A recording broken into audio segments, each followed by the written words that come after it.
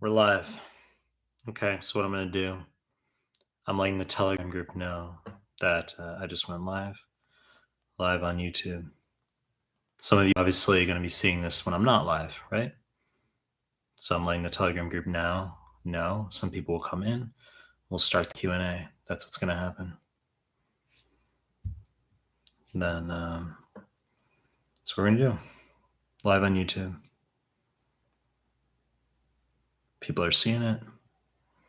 Guys, when you start coming into the chat, what's going on, Nakia? Hey, how's it going, Nakia?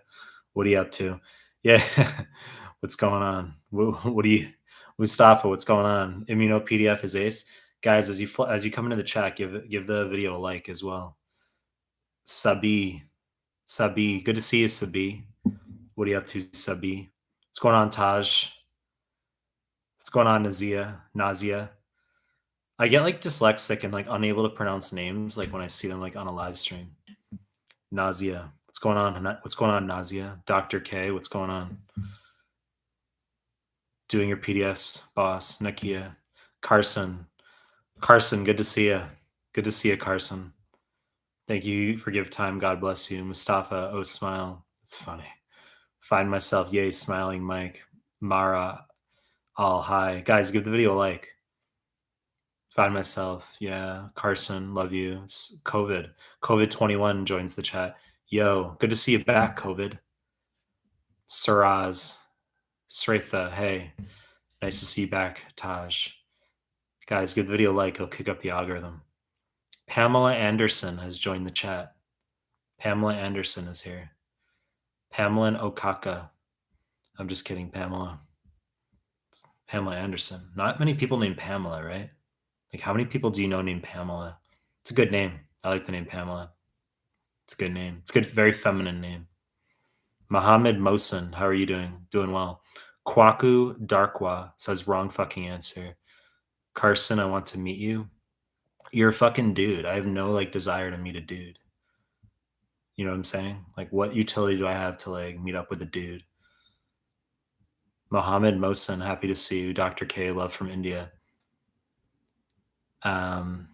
Where are you in like Goa? Are you in like Calcutta? Where are you in India? Samuel, hello there. Guys, you can ask USMLE questions if you want. I mean, that's why we're here, right? Guys, give the video a like as well. Appreciate it. It'll jack up the algorithm.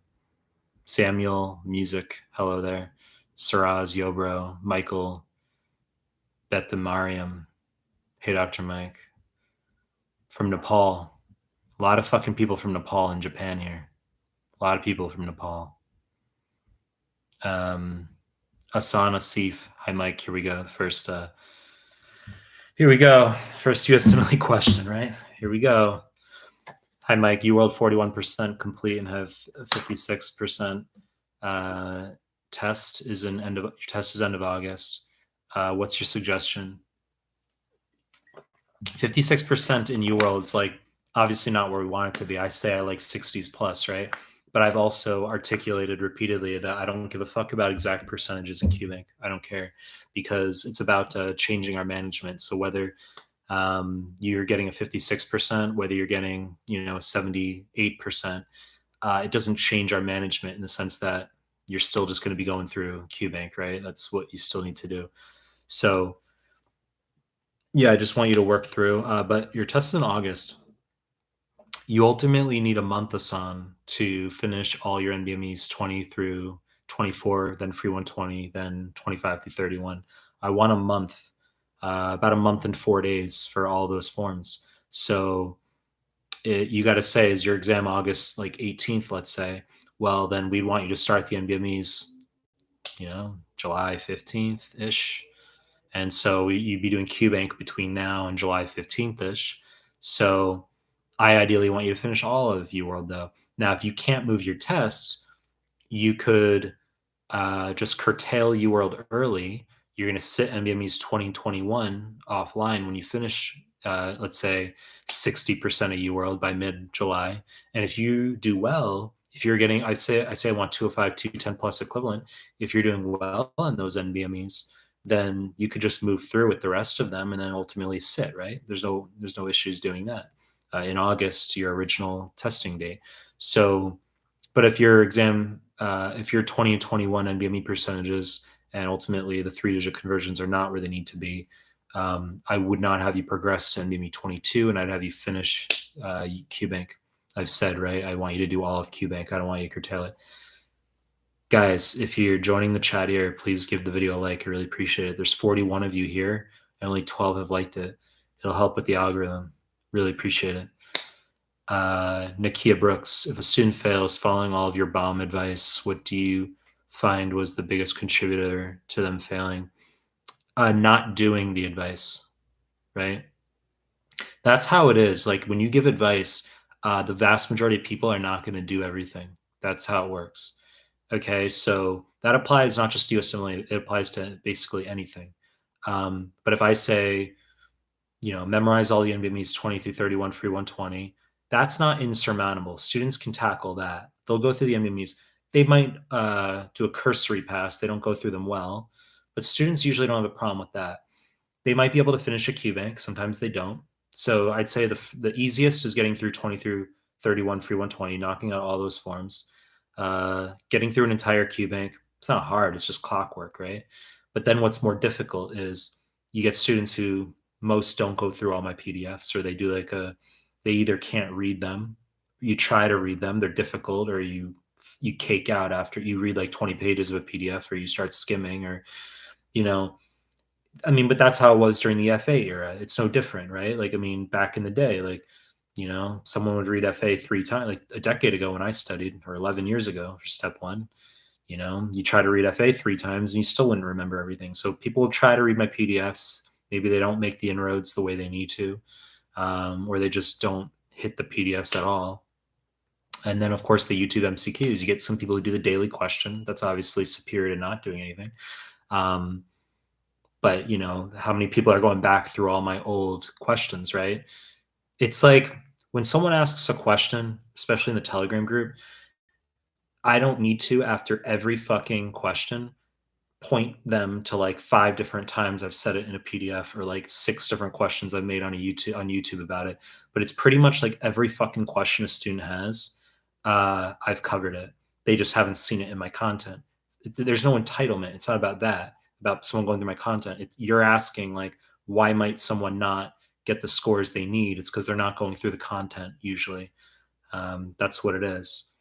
So anytime I Skype someone comes to me for the first time and they've had a fail on step 1, maybe 1 or 2 fails, or they've had a fail in their comp CBSE, and I say like, did you go through all of QBank? No. Did you go through all of the NBME exams? Like, no. Did you go through my PDFs? No. Okay. Did you do high yield arrows? I did some of it. Really? Okay. I ask them a basic fucking question about aldosterone. Like, they don't know. And I'm like, okay, well, you don't know high yield arrows then. You got to know high yield arrows. All right. Let me see. Lamis Mohammed. Hi from Texas. Lamis Mohammed. How many guns do you have living in Texas? Do you have like more or fewer than 13 guns? Pamela Okaka. LOL, thanks. If you're just joining the live chat now, you don't know what that's referring to. About like, I don't know, 4 minutes ago, I was saying how the name Pamela is like a feminine name. I like that name. It's a nice name. How many people do you know named Pamela? Linu Jean. Hello, doctor. When would we start doing your high yield PDF after NBME ? Or along with preparation? You're going to do my high yield PDFs while you're in the midst of QBank. That's what you're going to do. You can obviously do them while you're going through the NBME exams, sure. But your NBME schedule in the final month is going to be very busy. I want you doing them alongside QBank. I've covered this 100 plus times in my live stream so far, which what you're going to do is you're going to have, when you're going through QBank, is you're going to have your 40 questions that you do in the morning. You're going to have like lunch or whatever.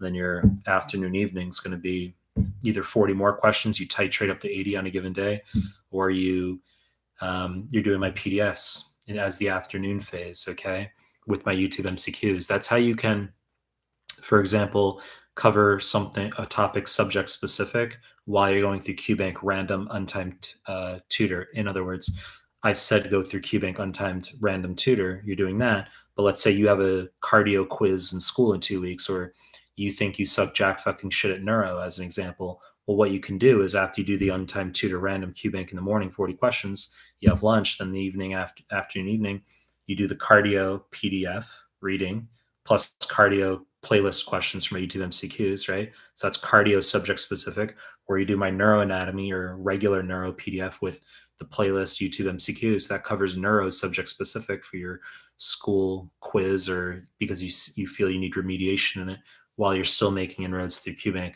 in random untimed tutor mode. Okay, so that's one way to do it. That's how you go through my PDFs. They're not going to inflate your scores on the NBME exams. That notion is like, I see that as like that's a tacit way of attempting to just make excuse. It's making excuses for not doing new resources. That's what it is.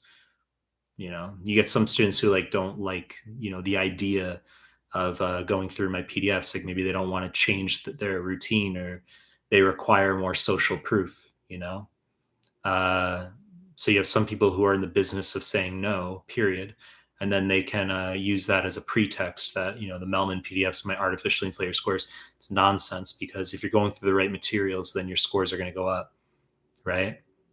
Where do you think like UWorld or Amboss develop their questions from? Do you think it's like they just randomly conceive of them? Like, you know, they develop them based on the NBME exams, and students don't complain that UWorld or Amboss is artificially inflating their scores. So your do QBank and Amboss, you know, you have to go through question banks.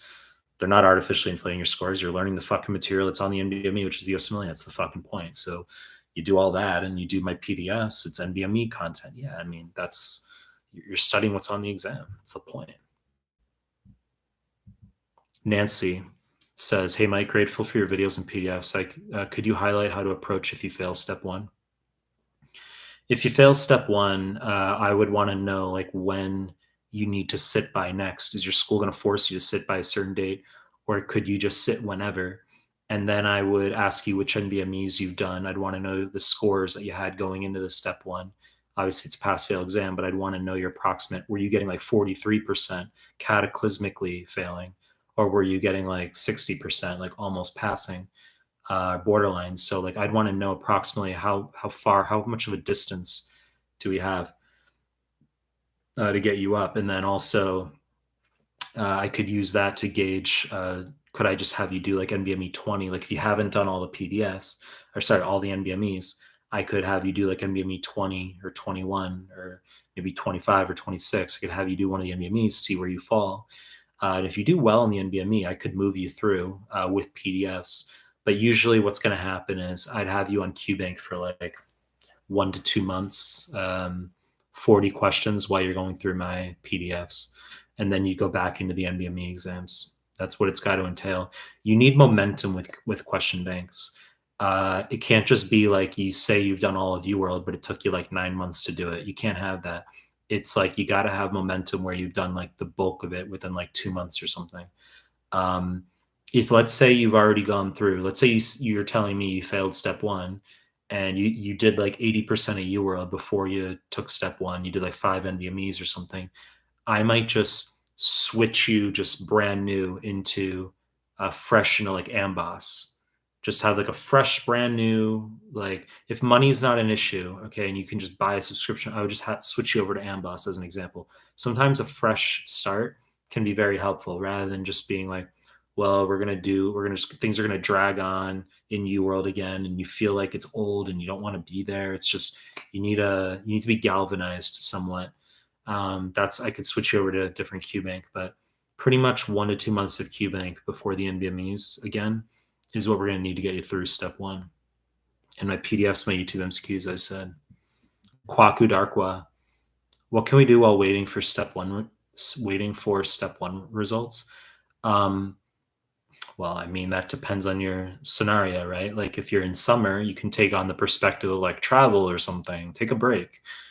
Obviously you could, I wouldn't say start for step two immediately. if you're trying to apply for like the match this year, that's different, right?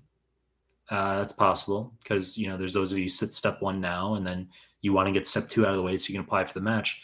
You'd have to be confident that your step one's done, and then you could just literally commence fucking UWorld, like take a week or whatever, enjoy summer, take a week, and then after that, you got to just fucking start on like UWorld for step two, which sucks, or MBOS for step two, and you got to deal with it because you need 4 months to prepare for step two. I've said that step two is going to be 2 months of QBank, 3,700 for MBOS, 4,100 for UWorld, the questions. So you're going to do the whole thing. And then you're going to, after you finish QBank, you're going to do the 3 to 3.5 weeks for the 45, 50-ish CMS forms, Clinical Master Series forms, 2 per day. And then you're going to do offline NBME 6 through 8, then a double pass of all the CMS forms, then free 120, then NBMEs 9 through 14. Solha Fatima. Hey, Dr. Mike, hope you've been well. Vaidushi Sharma. Thank you, Solha. Vaidushi Sharma. Hi, I'm going to ask you something that could crack you up. I'm not answering that. I'm not going to answer that. I'm actually going to hide your comment from the channel. Find myself non-medical questions today, ? SARS-CoV-21, absolute Giga Chad. Dr. K from, I don't know how to pronounce that. Chenai, Chennai. You're like, Michael, you don't know how to pronounce that? Chennai. Sounds like Chennai. It's probably neither. Taj Sidhu gave 2 NBME, 54 and 60 wrongs, respectively. Your suggestions, please. That's like not bad. For step one, that's like not bad at all. So, I mean, yeah, like you can get up to like 70 wrong, even 80 wrong on some, like near 80 wrong on some of the, like 20 and 21. 54 and 60 wrong is not bad. What you're going to do is Taj Sidhu, what you're going to do is you're going to plug those number of wrongs into the 3-digit score conversion graphs that you can find on Reddit. So what you're going to do is go to Google Images, not Google Images, and you're going to type in, let's say, NBME 23 score conversion Reddit, NBME 27 score conversion Reddit, and you're going to get a graph with the best fit line, and you plug X as the number of wrongs, and your Y is the 3-digit score conversion. And I've said that 197 is the internal pass mark for step one, and I like 205, 210 plus as your buffer. I don't like people YOLOing into the exam. If you get like a 199 or something, right? Like that's too close in my view. But 54, 60 wrongs like pretty good. That's not bad at all. But you're obviously going to sit more NBMEs. You're going to do all of them, right? You're not just going to do 2 exams. You got to memorize those questions. It's important. Arjun Sri Kumar. Hi, Mike. How are you doing? I'm 1 month out from giving my step one. Took the offline NBME 24 today and scored a 179. How do you advise to go about preparing in a month? You're not taking it in a month. So what you're going to do, Arjun, is you're not going to do any more NBMEs right now. You're not going to touch another NBME exam. And what you're going to do is, I would say, until the end of July at a minimum. So until the end of July, you're going to go back to QBank at 40 to 80 per day. I'd say 40 per day.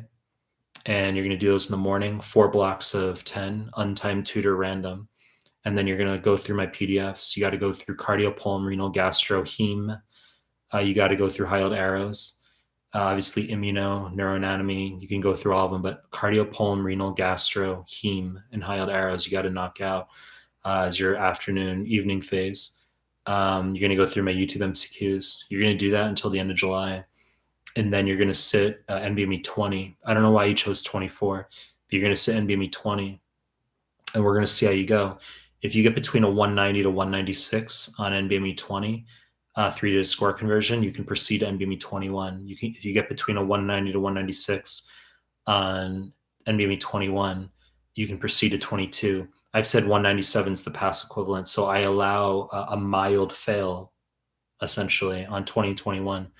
If you get a 189 or lower on 20 or 21, you're going to go back to QBank through fucking August. Now you say, well, I don't want to do that. That sounds terrible. Okay, well, my advice is fucking do well then on 2021, and you don't have to do that, right? Then you're going to go to 22, and you have to get 197 or higher on any NBME you sit, 22 or higher. So you have to pass, even though I allow mild fails in 2021, you have to pass 22 upward. Uh, so if you get under a 197, you're going to have to go back to QBank. If you get a 197 or higher, you can proceed with the NBMEs. You're going to be making Anki from your incorrects in the NBMEs. You're going to do 22, then 23. Then I'll have you do 24 again, just randomly. You've already done it, but I'll just randomly have you do it yet again. We're not going to give a fuck about your score because you clearly sat it, but we're just going to have you do it again. We'll have you do free 120. Then we're going to go into 25, 26. And we're going to, by the time you get to 27, we're going to be looking to see that you're getting scores of 205, 210 plus on the NBMEs. If you're still around the pass mark, like a 200, it's okay. But like by 28 upward, I want to see 205, 210 plus. Otherwise, I'm going to pull you out of the NBMEs. I'm not going to waste 29 through 31. I'm going to pull you out of the NBMEs, and we're going to go back to QBank. So if you say, well, I don't want to do that, I don't want to go back to QBank through like, August. I don't want to do that. Okay, then don't get under 205 on the NBMEs then. I incentivize students to like get high scores by offering them an alternative that they absolutely don't want. So if I were to say to you, like, okay, you're going to sit in like October, you're like, hell no, I don't want that. Okay, then do well in the NBMEs and you don't have to do that. Right. So, but the point is, Arjun, you're not sitting in a month. Clever, Ed, Zorna, Kwame, Boli. Hey, Mike, watching from Kingston, Jamaica. Thanks for the good job. Are you a sprinter? Clever, Edzoma, Kwame, Boli? Are you a sprinter? People are really fast in Jamaica, huh? Let's see. I lost where I was in the chat. Fuck was I in the chat? When you guys type something new, sometimes it moves where I am. Vakya, Ravenuer. How many experimental questions are in step 2 CK? It's speculated that there's 80 experimental and 200 actual. That's what it is. I shouldn't say speculated. It's like written somewhere. It's speculated as far as like, which questions are. I mean, it doesn't change our management. It doesn't change your actual study, though. That's the thing. Ms. Zaza. Hi, Mike. Can you post a video about mechanical ventilation requirements and how to set it? Thank you in advance. Well, it sounds really boring to do a video on that. But in my high yield pulmonary PDF, I have a section on ventilator stuff. If you like literally Control F, search like ventilator, like annoying ventilators, search ventilator in the high yield pulmonary PDF. I have a table that's literally dedicated to ventilator setting stuff, like that annoying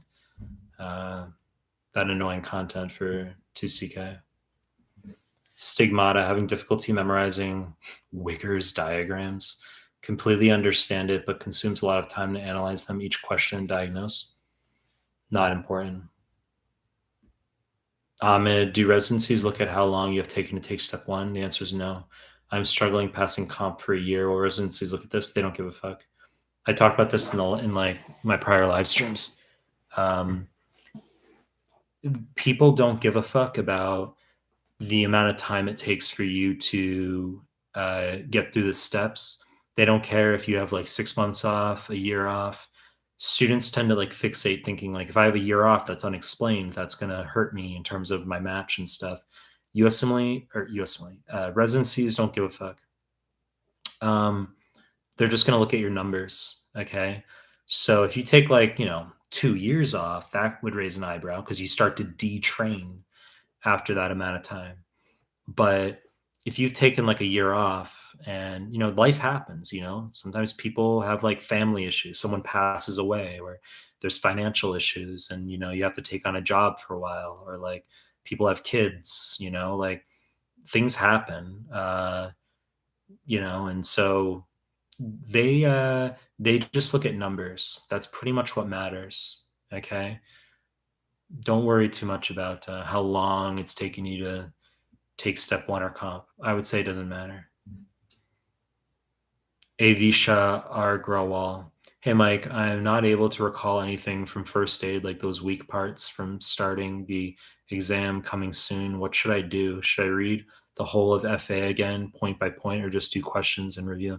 I mean, it's a very cuck question, right? Because I've inculcated that the FA era is over. And like, I don't necessarily like addressing this point because it's nothing derogatory against FA. I have to reiterate that, right? It's nothing derogatory. It's just we have a pass fail exam now, and you have a compendium, a tome, i.e., FA, that has had 2 decades to build itself as a compass toward the numerical step one that is no longer.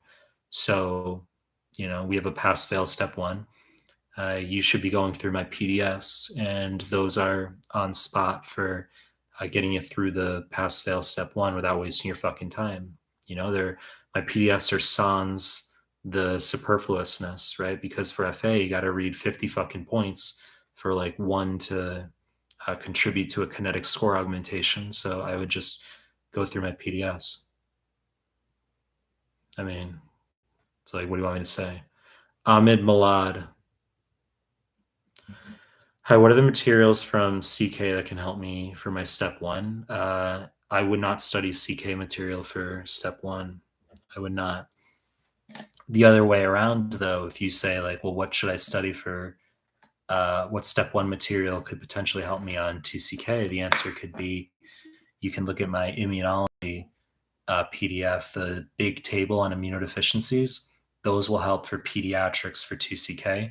They expect you to know on 2CK all the immunodeficiencies at a step one level mechanism type of assessment. Okay. So like you'll get a question, you'll have like a question on fluids, a question on like surgical adhesions or something, SBO, small bowel obstruction. Then the next question will literally be like what's the mechanism? CD40 ligand, CD40 for like hyper IgM syndrome. You're like, what the fuck? Like, I thought this was like 2CK, not step one. It's like, they'll ask like very like molecular type, like adenosine deaminase deficiency or IL-2 receptor deficiency for AR versus XR skid respectively, right? Like that can show up on 2CK. It's fair game, so you got to know that stuff. But you asked about which 2CK material should you look at for step one, and I just said like you don't have to. The reverse is I wouldn't look at 2CK material for step one. Yazid Camille, hey Dr. Mike, hope you're doing well. Thanks, Yazid. Nakia Brooks. A says got 82% on free 120 2CK. It's good. Doing NVMe 9 tomorrow. Should I do one NVMe per day or split them up into 2 days? Per 2 days. Mukul Demon says after completing my whole question bank, should I revise whole syllabus before doing NVMe? No, I want you to just start NVMEs after you finish questions. That's what I want you to do. So for step one, you're going to finish UWorld or Amboss, and then you're just going to go right on to NVMEs 20 and 21 offline.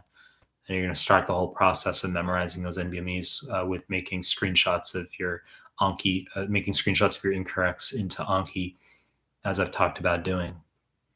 You're not going to be revising syllabus, quote unquote, before starting NVME exams. Savannah Reese, I'm also from Texas. I have fewer than 13 LOL. Yeah. People like Americans have their fucking like issues with guns. Like Americans like feel like they need their guns. Like, what are you fucking afraid of that you need your guns? I'm very like anti-gun. I'm very on the left when it comes to like guns. Like, no, I do not think there's going to be like a tyranny that like, I don't think there's going to be a revolution where like people are going to come and try to take over, where you need to have your like 12 guns. Americans are just fucking like on a power trip about like needing their fucking like, it's all just a feeling of power. That's what it comes down to. People just want, you're not afraid of a fucking government takeover where you got to defend your property. It's nonsense. It's just about, It's about feeling like you have power. I'm not saying you and you specifically, Savannah. I'm saying like people in general, like who own guns. That's my view on it. It's just I think it's low IQ stuff. People who own guns. That's my view. Um, I think people who are higher IQ don't need guns. Toby says, "Hi, doctor. You're awesome, and I listen to your every advice. I wish you all the best. Thanks, Toby." Blap SP Blammaster. Hey, Mike. You probably recognize me. I do not recognize your name, actually. Just want to say thank you. You're brilliant from a USMD med school. I don't recognize your name. And don't get salty with me either, like about that. Did we DM or something? Like, I don't know. People DM me all the fucking time. And people get salty if I like don't cater to their fucking DMs. That happens. People get salty. You know? It's like unfollow me. That's fine. You don't have to. I'm not like I don't need your fucking follow. That like people will like unfollow on Instagram or something if I don't cater to their fucking DMs. It's like well, you know, fuck out of here. I'm just joking. Actually, I'm not joking. Savannah Reese, how do you recommend utilizing Anki while going through QBank? I've said don't do Anki while you're going through QBank. The only time you're going to utilize Anki, I'm not talking about my Biochem Farm Anki on my site, just Anki in general. Like you're going to make Anki from your questions, like high yield points or whatever. I've said you don't need to make Anki while you're going through QBank, nor do you need to annotate while you're going through QBank. Okay. You don't have to annotate in my PDFs either, right? You say like, well, can you do like cardio questions, annotate in the cardio PDF or something? No, you don't have to do that. You don't have to make Anki. It's a waste of time. You have to be comfortable with forgetting things. That's the key point. Is you're going to remember, forget. That oscillation, that cyclical nature, is normal. You have to recognize that. Everyone is a sieve in terms of leakage of information. That's normal, no matter how high you're scoring. The greatest impediment, the most common impediment I see with regard to people's preparatory trajectories is the notion that they feel like they're constantly forgetting things and they can't make progress. Like they have to turn every fucking thing they do into an Anki card, right? So, I don't want you doing that. Blap SP Blamaster, taking my PC shelf in 10 minutes. Last minute tips. PC shelf? What the fuck is PC shelf? Like, what is that? I don't know what that means. PC shelf. People are like, what do you mean, Michael? How do you not know what PC shelf means? I don't know what PC shelf means. Stigmata. Did you also notice UWorld bias? Questions are not really randomized. I do blocks of 20 on tutor non-timed. Sometimes I get about 5 to 7 questions in one subject each block. I don't know. I don't really know what to tell you. I mean, I would say they're randomized. UWorld's not out to get you. Sumit Sharma. I mean, maybe there's a tilt of questions, like they're going to have more like, maybe they have more cardio compared to gastro or something. So there's that, you feel like there's a tilt and a non-randomization, but it's just you have more questions in one subject domain by nature. Sumit Sharma, heart sound and ECG important for USMLE step 1, or just should I use your cardio PDF? My cardio PDF has all the murmur and ECG stuff in there. Yes, you're going to go through that. Cardio PDF is ACE, okay, the updated cardio PDF. So that cardio PDF was updated in April, okay, so you want to go through the updated PDFs. Oleg Kim, what's the chance to match without any network and connections? You can match, but when you talk about like higher end institutions in particular, always having an intimate connection is going to help. Okay, I mean, like, of course that's going to help. But the first thing is having scores. Even if you have an intimate connection, you have to have the minimal threshold for scores at an institution, or they're not going to look at your application. It's just the case, okay? So maybe you have to meet a 240 on step 2 for a certain institution. Then you can have a letter from like someone at the institution or a friend of someone on the committee at the institution. So you can match without that stuff. Just they can be a bonus, right? If you have a close connection in place. Ikwahaja Newer. Hi, Dr. Mike. I know my question is a bit odd, but how to find the motivation to just sit for prep and prepare enough to take the exam? Need advice. I've said that you don't have any alternative, right? Things can be boring, but you have to get through the exam. I hated studying for step 2 as an example, okay? I hated it. And the way I got through studying for step 2, I had motivation. I just thought it was extremely fucking boring. So the way I got through step 2 prep was I forced myself to be physically in the library at campus for at least 8 hours per day. I was not allowed to leave. I didn't allow myself to leave the compound for at least 8 hours. I had to be there for 8 hours, and that's how I got through my TCK prep. Okay, and I did blocks of 10. I developed that tactic. That's how I. That's why I imbue that, or communicate that to students as far as something they can do, because I created it and did it myself. Where I didn't want to sit and do fucking like blocks of 40 of UWorld for TCK. I wanted to shoot myself. So I would knock out a block of 10, fucking like walk around the library or something, go to, I don't know, look at things in the vending machine, but not buy anything. And then just like go back to my desk and fucking like, I don't know, do another block of 10. Like that's what I did. And that's how I knocked out TCK UWorld, even though I lacked motivation, at the time I didn't lack motivation, but I mean, I lacked like I wasn't fervent about like doing it. And so, you got to force it sometimes. Stubborn asks, I'm a first year med student from Pakistan. What should I start preparing for USMLE? You're just going to start with QBank. You can start with like UWorld or Ambos in first year. And my PDFs, my YouTube MCQs. Imran Bhatti. I did UWorld. You completed UWorld and you gave NVMe 25. You had a 72%. That's pretty good. Anything over 70 is excellent. I have 1 month left for the exam. What should I do now? You should do all the NVMEs 25 through 31. L33330000 asks, or you say much love superhero Mike, the coolest or the coldest? Mira Kutab, hey Mike, can you please repeat how to make Anki cards from 20 through? I really don't want to fucking repeat that, Mira. I really don't want to repeat that. It's like annoying for me to repeat that. I mean, but what else? Like I have to give you guys value, right? But it's just, I talked about it in the live stream yesterday in like detail. But what you're going to do when you finish QBank is you're going to do NVMe. You're going to make an Anki deck for 20 through 24, those 5 forms, and free 120. So that's 6 forms total. You're going to make an Anki deck for all those, and then you're going to make a second Anki deck for 25 through 31. So what you're going to do when you finish QBank is you're going to screenshot all your incorrects from 20 into the Anki deck. When you screenshot the incorrects, you're not screenshotting the unhighlighted, unanswered questions that you get wrong. Let's say you get 70 wrong. You're not going to screenshot the 70 you got wrong where they're not answered. You're going to screenshot the already answered 70 into the front card of the Anki. The back card can be blank, or it can just be the letter of the answer again that's already on the front card.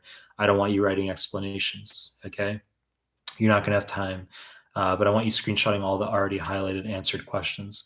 And you're going to have 2 days per NVMe. So you do 20 on one day. It takes you 4.5 hours, including the break combination of the break time between blocks. Let's say you only review 2 blocks that first day. The second day, you finish the review and NVMe 20. Okay, fine. Now on the third day, you're going to have 2 days for NVMe 21 as well. You're going to screenshot those incorrects from 21, the already highlighted ones answered, into the same deck as 20.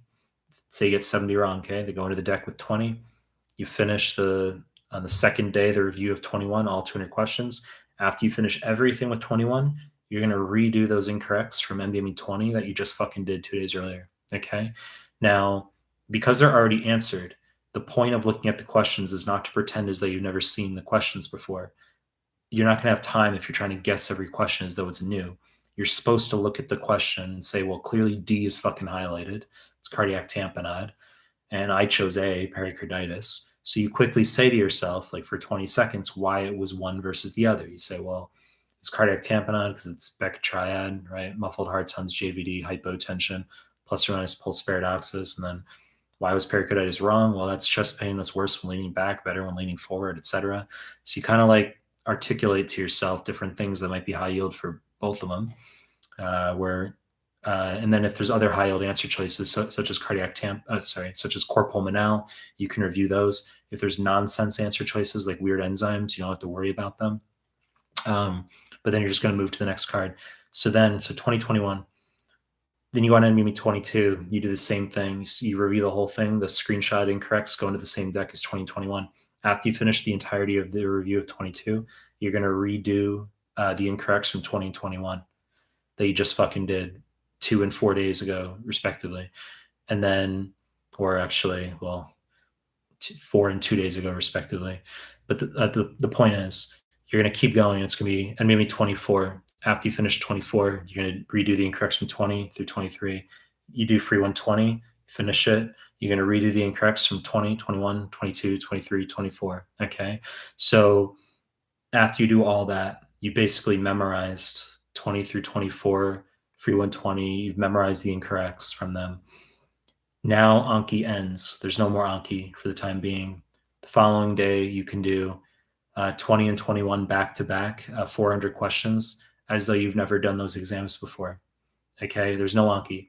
You're still going to get a lot of questions wrong. Maybe you get like 30 questions wrong per form, and you're surprised because you're like, well, I reviewed all the incorrects, but now I'm getting questions wrong that I actually got right the first time.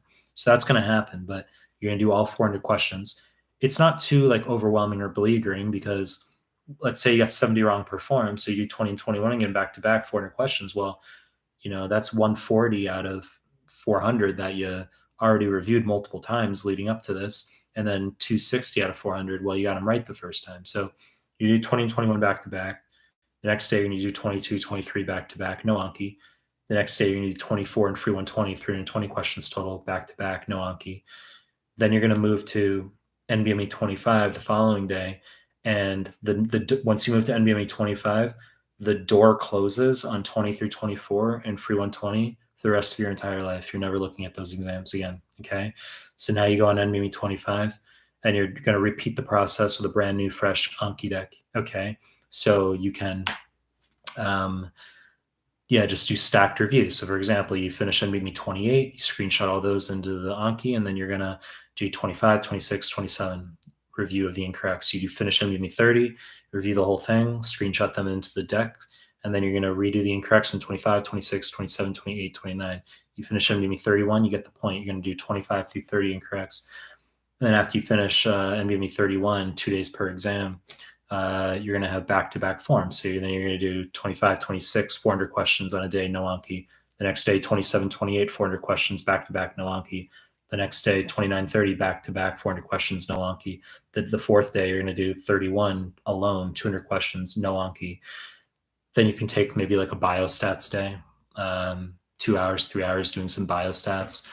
If you feel like it's just a formality, you want to patch up your formulae as an example. And then you can take the rest of the day to custom study if you want. The following day should be a pretty chill day. And the day after that can be your real USMLE.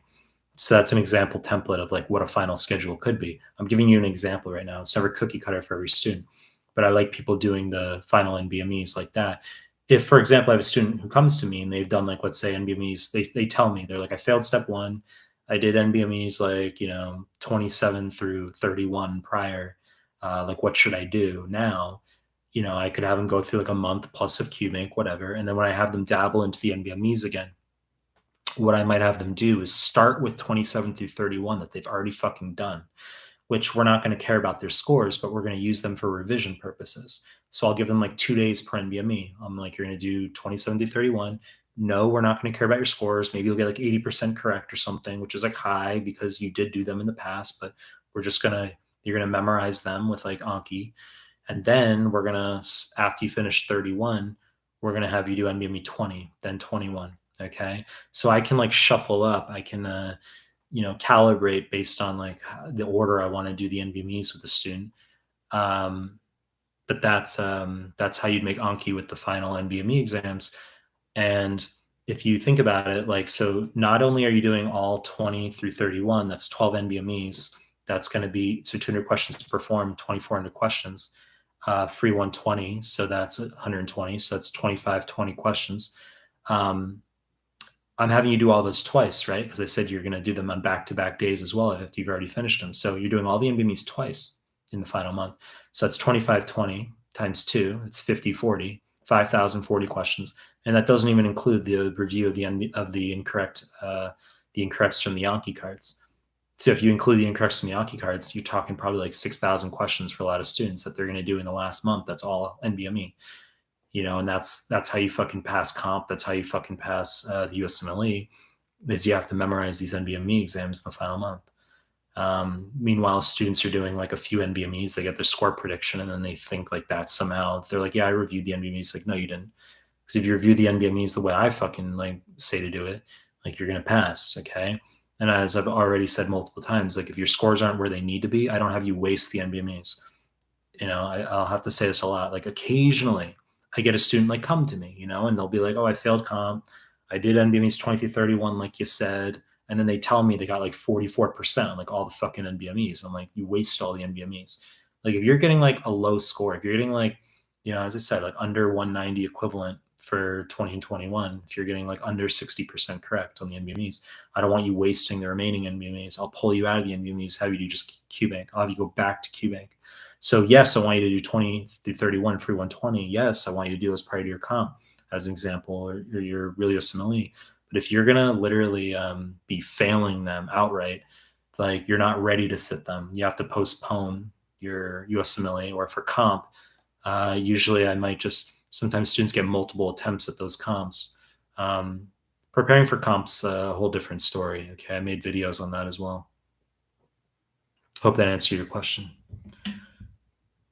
George Horny.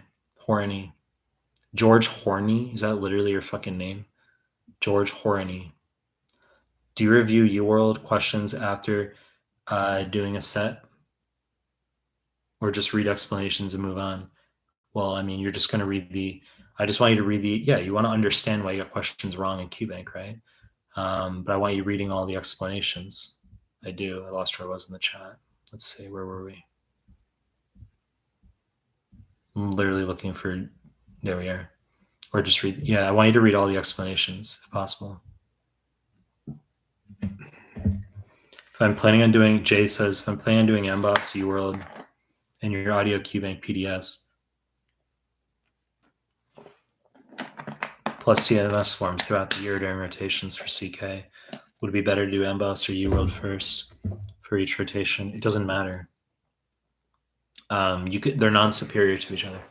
You can do MBOX or UWorld. It doesn't matter. I've said, I don't care.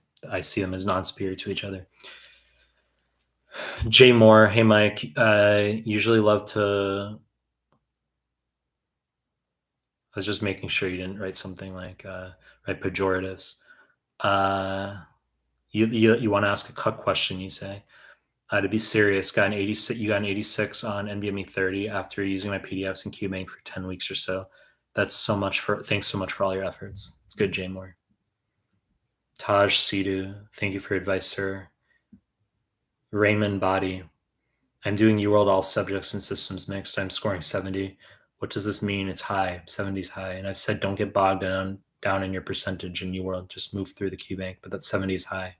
Anything above 60 for UWorld's high is good. Above 60 is acceptable.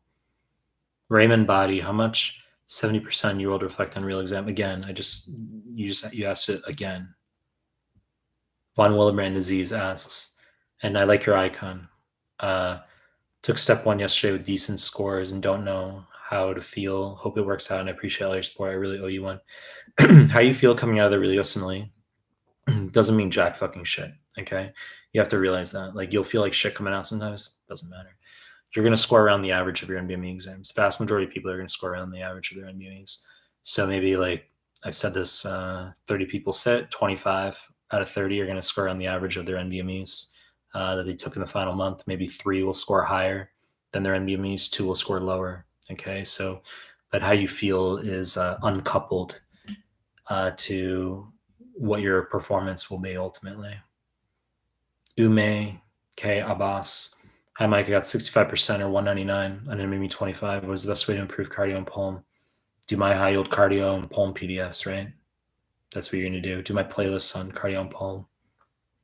Seriously. They're fucking excellent PDFs. Like if you haven't done my cardio and pulm PDFs, like what are you doing? You know what I mean? Like you gotta go through that content. Last week prep for 2CK tips and tricks. Well, last week you should be going through 9 through 14, right? That's what you should be doing in the final week. It should be 9 through 14. Rosanari, what is the worst CV you have seen getting matched into residency? It doesn't really matter what your CV is. Like the only thing that's really going to hold you back is fails and not applying in the prelim and transitional years. I mean, there are people who fail like every fucking USMLE form, okay? And you're saying it's still matched. The point is, like, there are some people who want to know, like, can I take a fail on a USMLE and still match? The answer is yes. You just can't have entitlement with regard to where you're applying. So you have to apply broadly, family medicine, internal medicine, and you have to apply broadly, okay? Be willing to go anywhere. You can't be seeking prestige, and you have to be seeking like 1 year programs as well, the transitional years and the preliminary years. That's what you have to be doing. Ayad Ali, hey Mike, my exam is after 1 month. You did NBMEs 20 to 25 and you got 220 plus on them. What is the best thing to do during this month other than NBMEs 26 to 31? Well, you're gonna do free 120, then you're gonna do 26 to 31. That's it. And I just want you moving up your exam. I want you moving up the exam and sitting. You can do my high yield. If you don't want to move up your exam, you can go through my PDFs then. Okay, you can do like PDFs with my YouTube MCQs and then space out your NBMEs 26 through 31, free 120, then 26 31, and then ultimately sit at your designated date. That's what you're going to do. Vakya Rabanur. So there's 80 experimental questions out of every 200 questions in step 2CK, basically. I like suddenly just got like very like tired. It's 3:33 a.m. here. Let's see. Zainab Jihan says, "Hey Mike, thank you for great efforts. Do you have a single PDF merged all your PDFs?" There are people who've like merged my PDFs. I don't like that. I think it's hubristic, right? It's kind of like, you can say, well, I put all my PDFs together and you have like a 1,600 page textbook. I'm so amazing. It's really not about that because, I mean, isn't it easier to digest my material when it's just individual like subject PDFs, right? Like it's less overwhelming. Like my true intent is to have people learn the information the best. It comes down to true intent. And so I think singular PDFs, singular subject PDFs are easier to digest by the masses than just like, here's your 1,700 page fucking book. I'm amazing. I wrote this like amazing like tome that's like a fucking like, Bible, Torah, Quran. Like it's a massive fucking book. I don't think that's easier. So like, whilst I have had people like DM me and be like, here's like a 90 fucking megabyte like file that's your fucking PDFs in one amalgamated a giant PDF. My view is like, well, I don't see that as better. I see that as like worse, right? If someone sent you like a 1,600 page fucking like file, aren't you gonna feel like worse, like overwhelmed by that? Like, why would you want that? So I don't like that. I prefer that the PDFs are just like singular. Swedish Fish, do you have any recommendations? Look, in 2023, like I'm under no like disillusion that like people fucking manipulate resources and do whatever. Like people will convert my fucking like PDFs in Anki, or they'll like, and like share that stuff around, and like you sort of get like used to it and you can't stop it. You can't try to stop it. Like you don't want people to do that, but it's like, First Aid was like that as well. Like when I worked for First Aid back in 2014, 2015, like we had launched the 2015 book at the time. I was an editor for the 2015 book, and like literally within like 2 weeks, that shit was like on the internet for free, and like I remember I like let them know about it. I like told their HR or whatever. I was like, it's like available on this website. And then they were like, well, what are we going to do kind of thing? Because it's like, it's the fucking internet. It's just unfortunately, fortunately, like information I think should be free, but like people manipulate I don't like people manipulating my content and like converting it into like a different type of resource than as I intended it. Von Willebrand disease says high yield arrows came clutch for step one. To such an underrated PDF, highly recommended to everyone. I mean, is it underrated? I think people know high yield arrows is like the best fucking thing. I think you just get like maybe cucks on Reddit or something who are just like ubiquitously derogatory, toward like anything that's a resource coming from me, right? Like that's like a normal. I think some people are just like anti me for like resources, right? Because they think I'm like unconventional, or like they don't like the idea of me. But like Highlight Arrows is like, if you go through the document, it becomes sort of like you can't ignore the fact that it's like the best fucking resource. I mean, I made it, so of course it's like, you know, I mean, it's a hubristic statement, but it's like I don't know what to say, right? Like it's if I make a resource, like it's gonna be the best out there. Blueface, what to do if I have the two UWorld Q banks? Can I just do 200 as in a day? I would never do 200 questions in a day. I said maximum 80 questions per day. By the way, Blueface, I recognize your username from like ages back. I think you've been on my YouTube from like the start, because I started the YouTube in like 2020, late 2020, and I had like no viewers at that point, obviously. But like, I remember your username back like from the earliest days. Good to see you, Blueface. L3333000 says, if y'all get anxious about this educational journey, take one term / constituent of medical maintenance for human body you know already and go deeper in understanding if possible. Then do another. What are you saying right now? You're like writing like fucking like poetry or something in like the live stream. June Zhang says, any recommendations on the order to complete NDME step 2 CK? Yeah, you're gonna do 6 through 8. You're gonna finish QBank, then you're gonna do all the CMS forms, then you're gonna do 6 through 8, then another double pass of all the CMS forms, free 120, then 9 through 14. So you're gonna do. Pranav Sharma. Hello, doctor. I have to give my step 1 in 5 months, and I've started with the first phase of reading FA. Here we go again with the cuckery. Should I go with USMLE RX or FA or stick to UWorld only? Thank you. Your step 1's in 5 months. I would be on UWorld or Amboss. I would be going through my PDFs and my YouTube MCQs. The FA era is over. You don't need FA. USMLE RX doesn't have a role anymore. I made videos back in 2021, like a lot of strategy videos where, yes, I said do USMLE RX as like a second QBank. But I don't recommend USMLE RX anymore. I think Amboss and UWorld are non-superior to each other. Emma Fortune, my NBMEs are all between 63 and 66%, but people say it's important to go above 70 before seeing the test. Do you think 60s are okay? I've said what I want you to do, Emma, is you're going to go to Google Images, not Google, and you're going to type in NBME 20 score conversion Reddit, NBME 27 score conversion Reddit, and you're going to plug you're going to get graphs with best fit lines, and you're going to plug your number of wrongs into the X on the best fit line equation. Y will be the 3-digit score conversion, and you're going to take that 3-digit score, and 197 is pass internal for step 1.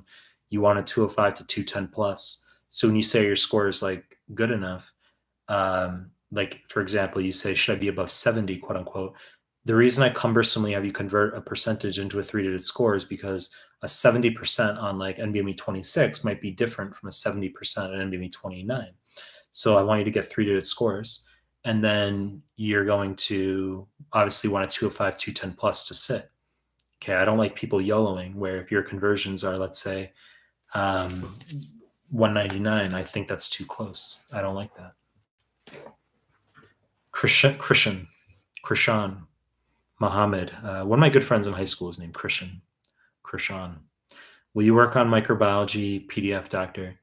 Not anytime soon. I might make a micro onky later on, but I have like high yield dermatology is loaded with micro. I've said that. High yield dermatology, there's a shitload of micro on there. I have micro on my YouTube, not just the YouTube MCQs, the 3 to 5 minute audio Q&A questions, but I have actual like 45-minute PowerPoint presentations. Okay, if you go to the playlist, I have like 45-minute micro PowerPoints on the YouTube. Okay, so you can do those. And as I just said, high yield dermatology is loaded. And there's also I have a virology PDF. It's under free assessments. Like if you go down below the PDFs, keep going. There's free assessments. There's a virology PDF. Let's see, where was I? Here we are. Dina. For step one, I finished UWorld, read all the high yield PDFs, and scoring in the low 70s on NBMEs. Can I skip the audio Q bank? I wouldn't skip it. Scoring in the low 70s, I mean, that's high. 70s is high for NBMEs. If you're not into like video, right? Like if you're asking to skip it because you don't like video, like that's not the way you absorb information. I mean, look, if you've got high scores in NBMEs, then you can just sit the USMLE. But if for those of you who are like trying to pass for sure, I would really recommend going through the audio Q bank, the YouTube MCQs. RP, what would you say the chances are to match for ophthalmology as an IMG? Well, it's not anyone's opinion. Like there's objective statistics on the internet. It's like NRMP match data. They actually have like scores for AMGs, IMGs, match, unmatched. Okay, like they have all that information, 25th percentile, 75th percentile for people who match. So all that information's there. Okay, and you just have to get good 2CK scores. That's what you need. Ikawaja Nur. So how many blocks of 10 would you say you did back then per day? When I was going through UWorld for 2CK, which was incredibly fucking boring back like a decade ago, and I said that I like forced myself to be in the library for 8 hours a day. I did 8 blocks of 10. I was chopping it through 80 questions per day. I was just trying to get it done over the summer in Australia, and it was extremely fucking annoying. I hated it. I think and I'm not joking what I'm going to say right now. I think it was partially going through UWorld for 2CK was like one of the reasons why like it made me not want to like practice medicine because like I hated the content. I thought it was so boring. I was like, I can't do this. Like I hated it. I liked step 1 material better than 2CK material. Amir Chahimi, would it be all right if I take Sunday off if I do 10th on average prep all week? You can take, sometimes you need days off. It's okay to take days off. Step 1, second pass, Rosenary, step 1, second pass, and step 2, 230 score with no U.S. clinical experience in research. Your graduation 2018. What would you advise me to do for the residency match? Or can I submit my application with the CV? I'm applying for family medicine. That's fine. 230 is good. It's a good score on step 2. You have no U.S. clinical experience or research. That's okay. You don't need that. We graduated in 2018. I would say get Rosenary. I would say you're going to get step 3 score. You're going to get a step 3 score. That's what you need. If you want to be more competitive in terms of you want to select where you want to go, you can build leverage with a strong step 3. Okay. Your graduation 2018, it's long. It's a while back. You can't be entitled still. You're still going to have to apply broadly. You're still going to have to apply into 1 year, preliminary years, transitional years. You're still going to have to do that. But if you can take because I'm assuming, yeah, you're an IMG, right? I'm assuming you're an IMG. So if you have a medical degree, which I'm assuming you do, you have step 1 passed, you have step 2 passed, and you have the English, that bullshit like OET or whatever it is. You have all that passed. You can apply for UCFMG certification. That's like $150. It'll take like 2 weeks. You get approved. Then you're allowed, once you have the ECFMG certification, you're allowed to apply for step 3. So I would sit step 3. You could just start like while you're launching the ECFMG certification. What I want you to do is go through all of the clinical mastery series forms for that students do for 2CK. It's going to take you 3 to 3.5 weeks. I want you going through all the 2CK and BME exams. I want you going through the 1900 questions in UWorld QBank for step 3. And you're going to have to start prepping with the CCS forms. But if you can get step 3 out of the way, which you've got time before the match, I would knock step 3 out of the way. And that could build you some leverage. That's actually big advice for you. You're perfect candidate. Perfect for doing step 3. Yeah. Geeka S, hi Mike. And if your scores aren't where they need to be or something, you could always launch the application without sitting step 3. If you're scared or something, like if your scores are like failing, which I don't think they would be, but if it were that predicament, you could always like apply without it, right? But I would try for a good step 3 score or just a pass on it. Hi Mike, my URL to prove recent competency. Geeka S, hi Mike, my UWorld is between 60 to 75%. Should I do more? No, just those are good scores and just finish with UWorld. Hind Muhammad. Guys, if you're new to the chat, please give the video a like. Hind Muhammad says, hi, my step 1 is 1 month away. And I did NBME 21, got 195 a month ago. And did NBME 22, got 205 a few days after, then did 26 and I'm like trying to process this right now.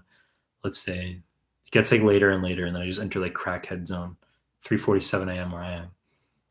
Point is, you failed NBME 21, then 195. But 205 is good on 22. 26, you have 67%, but you didn't tell me the 3-digit conversion, but 67 is decent. You got 1 month left and you can't postpone.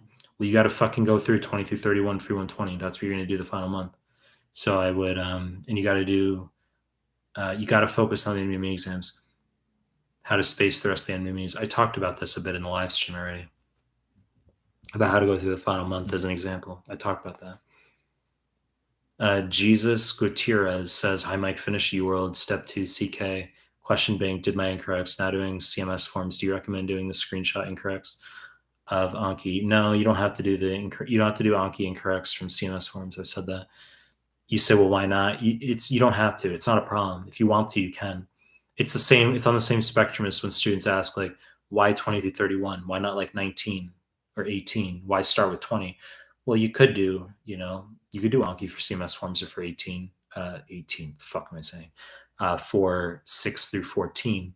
But there's copious CMS material, which I'm having you do twice. So I see that as sufficient where, it obviates the need somewhat to have to make Anki. I just tend not to prescribe Anki creation for students going through step 2 content. You can, yes, but I tend not to. I don't ever prescribe that. It's a step 1 thing that I tend to do that.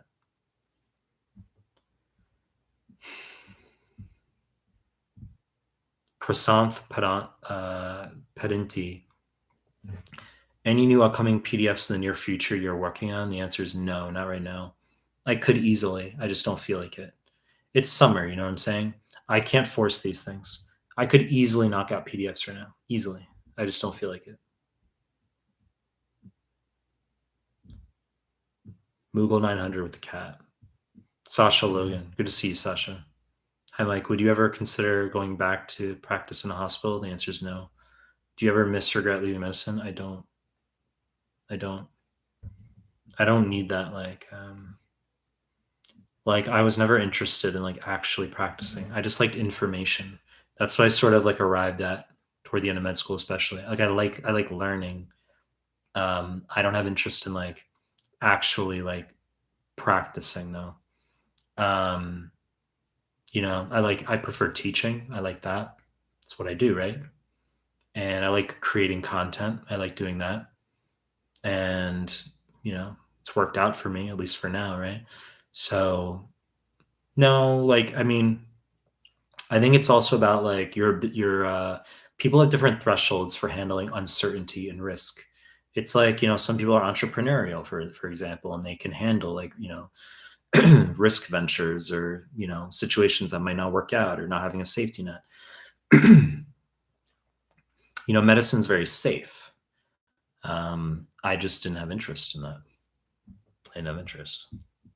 I mean, I really don't know what to say. Like, I wanted to move to Japan, and like, I like wanted to, and it wasn't hard for me. That's the other thing. People thought like, oh, that must have been so hard. Like, giving up medicine to practice medicine, to like move to Japan. Like, it wasn't like, I literally, it was like, it was not even hard, like 1% for me. Cause it was just like, that's what I wanted to do.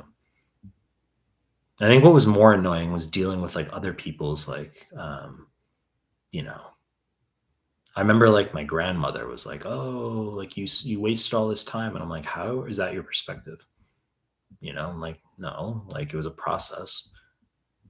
You know, um, I feel like my contributions can be in other ways, right? I feel like I can actually like contribute more doing what I'm doing now than like being some cuck doctor somewhere else. Sanbolo at SN says, "Hello, Mike. I recently received failed. You failed. Unfortunately, I've already decided all the NBMEs. You've done all the NBMEs. You're asking what you should do. I want to submit again soon. Um, I'd have to know what your NBME scores were, and that would determine whether we're going straight back to QBank. Okay, but you're probably going to have to deal with QBank for at least like a month to 2 months. Zanbolot. That's what you're probably going to have to do, and then we can reintroduce you back to the NBME exams. Sangjin Park says, "Are you Korean?" Sangjin Park. Hello, I take step 1 tomorrow. Not 71. You got 71% on free 120. That's good. I mean, some people take free 120 last. I don't recommend that. That's like I don't know where that bad advice comes from, by the way. Like people who save free 120 for last as though it's like the most accurate. Like I think it's pretty bad advice if you receive that advice. People like, I'll say do free 120 prior to NBME 25, and then people will be like, oh, but I read on Reddit to like do it like last or something. I'm like, who like what? Some random fucking simp on Reddit was like, do it last, and like you're gonna take their fucking advice. Don't take my advice. Okay, it's fine. Varun Sunil, Dvivedi. Should I just do your PDFs in UWorld, no FA? That is correct. P.S. I'm not good in some subjects. It's fine. Blueface. Yes, I was one of your first subscribers. Great memory.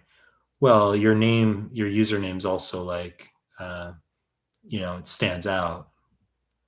But yeah, I remember making like old clips back in 2021 where I was answering some of your questions. Blueface. Aisha Salem. Is it a must to do clinical electives in USA for an IMG to get matched? The answer is no. You just have to have good TCK scores. And as I said, you can't have entitlement when you apply. You got to apply into preliminary and transitional years. You're not like, the only way people don't match is if they are entitled and they only apply into like 4-year categorical or 6-year categorical programs. A full length program is called categorical. So if you want to do, let's say, dermatology, and you got like a pass on step 1, a 259 on 2CK, and you apply only into 4-year dermatology categoricals and you don't match and you're all depressed. Well, the way you can prevent not matching is by also applying in a 1-year preliminary years and transitional years, where you do like 1 year in internal medicine, 1 year in peds. You can do 1 year in surgery as an example. Those are prelims, or transitional years where they're 1-year rotations. It's essentially like it's like med school again, like 8 weeks like peds, 8 weeks surgery. Okay, you can try different things. And then you reapply into derm from there, but you've done an intern year. Let's say you don't match into the dermatology program you wanted to, but you match into like a prelim year, at like Duke or something, or like at Mount Sinai. Like that would be cool, right? So you can do that and then just reapply into derm. That's fine. You're still getting paid as a junior doctor. I mean, you gain experience, and then your perspectives will evolve. Maybe you won't want to do derm. Let's see. Mubashir Perza, do you recommend 1,000 bonus questions of Amboss after finishing UWorld for step one? I do not. I do not. Just UWorld or Amboss is fine. Zuhaib Medicos, can IMG go for pediatrics? Absolutely. Why not? How many more questions are there? All right. I want to I want to wrap up this live stream pretty soon. I want to eat. That's what I want to do. I want to eat. It's almost 4 a.m. It's like 3:56 a.m. where I am. So I want to eat. I got like some chicken and salad in the fridge. How can I just, Varun says, how can I just omit FA? As you say, some people get emotional about it. Well, I'm not one of them. You sound emotional though. Also, I'm doing UWorld in system mode, not random. I feel I am not prepared for all subjects. Is it okay? Well, fucking do random mode then. I've said do random mode. I will start doing random once you say, I will start doing random once I study or get basic idea of all, because I just feel that I am all over the place while doing random mode. I mean, what do you want me to tell you, bro? Varun, you got the autonomy to do what you want to do, but I mean, don't take my advice, right? I mean, like, world class advice, best advice out there. Don't take my advice. Let's see. Aisha Salam says, you're helping a lot of students in such a great way. I just want to say thank you sincerely. Thanks, Aisha. Mary Hatamova. I like your name. You have a really cool name, Mary. It's such a cool name, Hatamova. Where are you from? Is that Russian? Ukrainian? What is it? You're like, it's neither. Maybe it's neither, right? But you ask, hey, Dr. Mellman, just your subjective opinion, is it worth a try to is it worth a try to do amphetamines for ADHD? You know why I chuckled because I have so many fucking students who like take pills for like ADHD. It's like a very, very, very common thing. I'm not being hyperbolic. I'm not exaggerating. Like a lot of my fucking students are on like meds for ADHD. You do what you got to do, right? I mean, it's like caffeine. You caffeinate as you need to. You take your fucking pills as you need to. It's like, ideally, you're not on the pills, right? Ideally, I don't like the idea of polypharmacy. I wouldn't want to be on them. But it's like, if you're a caffeine drinker, you understand that it's similar. It's like, well, wouldn't it be nice to not need any caffeine? Some people are like, well, I don't drink caffeine. Okay, that's good. But a lot of people do. And like you could, in theory, have like 3 days where you feel like absolute shit and you're tired and you can't get as much work done. And then ultimately you can get off the caffeine. But it's like if you can wean off the amphetamines, ideally. You have like a week and a half where you feel like shit.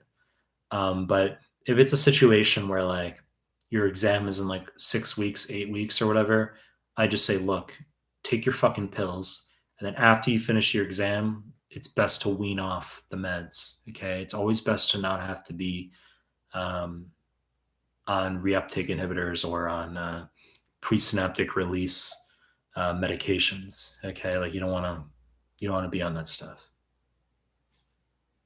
Golazo. The GOAT Dr. Mike. What's going on? What's going on, Galazo? Nishad. Good to see you, Nishad. Wait, so you were saying no Anki at all for step 2? That's correct, Nishad. You don't have to. As for screenshotting incorrects for CMS and MDME forms for CK, question mark? That's correct. You don't have to do that. I said you can, but you don't have to. It tends to be more step 1 that I prescribe that regimen. Marwan Eltony. What is better for step 1, 50 Qs per day plus studying from your PDFs, or 80 Qs per day plus finishing UWorld faster than your PDFs? That's a good question, and it depends on the student situation. When I meet with students, I can discern an optimal cadence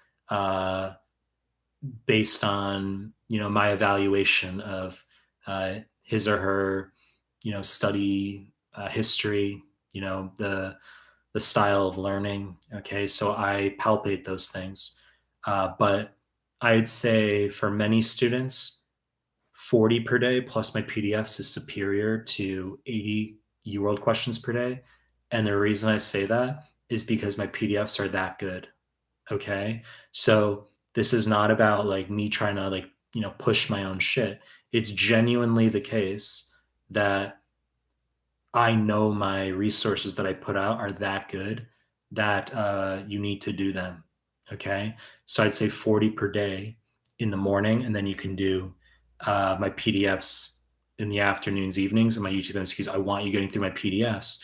Now, the notion of titrating up to 80 per day maximum, sometimes I have students do that if in particular they happen to be fast. I get some students where, you know, they explicate to me that they get through lots of questions quickly or something, and that like, they really want to do 80 or something. That's fine. It's not a problem. Just I want you to do the PDFs. Okay.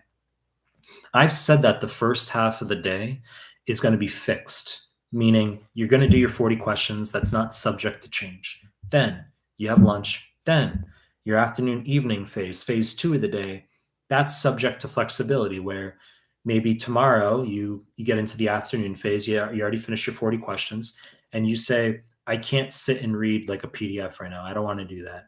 But I could do more questions. Okay. Knock out another block of 10. You did 50. You say, I could do another block of 10. Okay, knock out another block of 10. You did 60. Now you say, okay, now that I did that, I feel like I could look at a PDF, or I feel like I could I'll knock out some YouTube MCQs. You binge watch like the hematology playlist or something, and you start like, going through those questions. The second half of the day is flexible. The second half of the day, I give students uh, the leniency, the flexibility to either do up to 40 more questions, they hit 80 per day, or they can do PDFs, YouTube MCQs. And that flexibility helps avert burnout because you know that you can kind of like do what you want in the afternoon.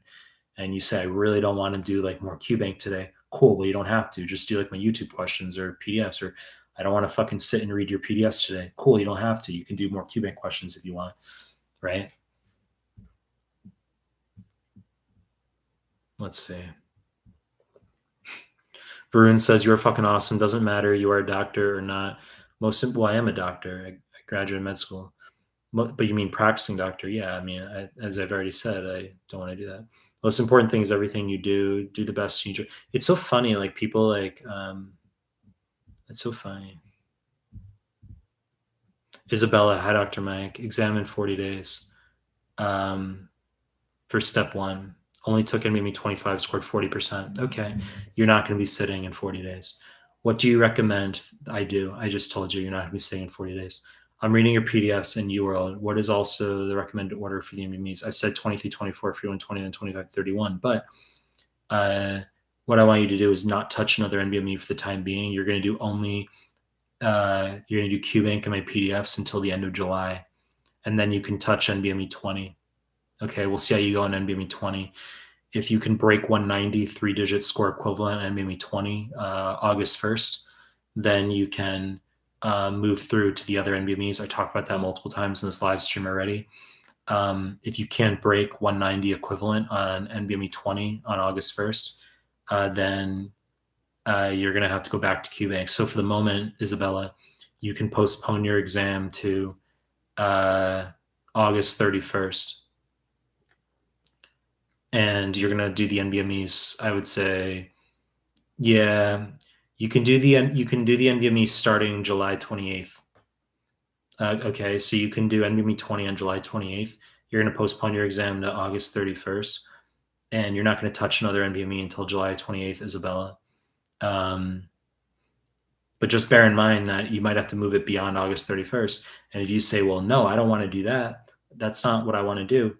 Okay, then my advice is to fucking do well when you get to NBME 20 on July 28th. Okay, because we're going to see your scores. Like we'll look at your scores and say like, well, you're getting X percentage and, you're getting like this 3-digit score equivalent and you're either ready to sit or you're not. It's objective. Okay, it's not subjective, it's objective. So if your scores aren't where they need to be in August, I'll just be like, I don't know what to tell you. You're not sitting. And if you choose to sit anyway, then like, it's discharge against medical advice. The student sits, they don't pass. So I don't have students fail because I don't sign off until they're ready to pass. The only times I have students who don't pass is when their school is fucking forcing them to sit, often against my will. Okay. When I say your scores aren't where they need to be, I'm not happy with where we are right now, but your school says, fuck you, you have to sit. I don't like that. Okay. So in that situation, not ideal, but I can easily look at your NBME exams. This isn't difficult. Okay. It's very objective. It's like looking at a blood pressure measurement. It's looking at your fucking LDL. It's like, it's very objective. If you get a fucking 3-digit score of a 212 on NBME 29 equivalent, it's like, well, that's good. Okay. If you get a 197, that's literally the pass mark. That's not good. Okay. So thank you for the super chat, Jorge, Yudi Martinez Lacuse. Thank you for the super chat, $20 super chat. That's very fucking nice of you, Jorge. Really fucking appreciate it. Thanks for your content. High Yield Arrows is super. Your advice about how to use NBME are also great. Thanks. Thank you, Jorge. I really appreciate the super chat. Get back to where I was. Fuck was I in the chat? I don't even know where I was. Let's say Harry or Mary Hatamova, Isabella, Jesus, Gutierrez. Okay, brother, thank you for saving me my time with no need to do Anki. I'm just going to do the CMS and NBME 6, 7, 8, and then do NBME 9. Do free 120 prior to NBME 9 for CK. Stand and deliver. Good to see you again. I appreciate all your prior super chats. I'm not saying that because I need your super chat now. That's not what I'm saying. It's just I'm acknowledging that I'm aware you had left me like 3 in the prior live streams. And thank you for being a member of my channel because I can see that you're bolded green. Everyone else is gray. Thank you, Dr. Mike. Have a great day. Jesus again asks, finish UWorld QBank, although it was a shit 50% correct overall. But I got through incorrects, and honestly, I'm doing the CMS Qs now on a bad day. So far, 55%, or good day with 30 plus corrects, 60%. Thank you. Well, yeah, I mean, that's good, Jesus. You've got to go through the CMS forms now that you finished QBank. Yes. So it's good that you were able to muscle out the question bank. And now, yes, you're going to do all the CMS forms, like 45 to 50 forms. And then you're going to do 6 through 8. You're going to do a double pass of all the CMS forms. You're going to do free 120. And then we're going to see how you do on 9 through 14. Okay. Your scores are going to go up a lot if you do double pass of all the CMS forms. Like your scores will go up a lot. So when students are like, let's say they're not scoring well on the CMS, and they're like, well, what do I do? Right. Like, should I postpone and all this? I don't, because I say, even if you're scoring shitty on the CMS, you're literally going to go through all of that. You sit 6 through 8, we can get a good gauge of where you are, at least in an intermediate zone. It's an intermediate stepping stone. It's like, it's a refueling station, and then we do CMS forms again, and then we see how you do on 329 through 14. We have a lot of time to build up your scores for CK. That's why I'm not concerned as to like how you're actually going on the CMS forms first pass in particular.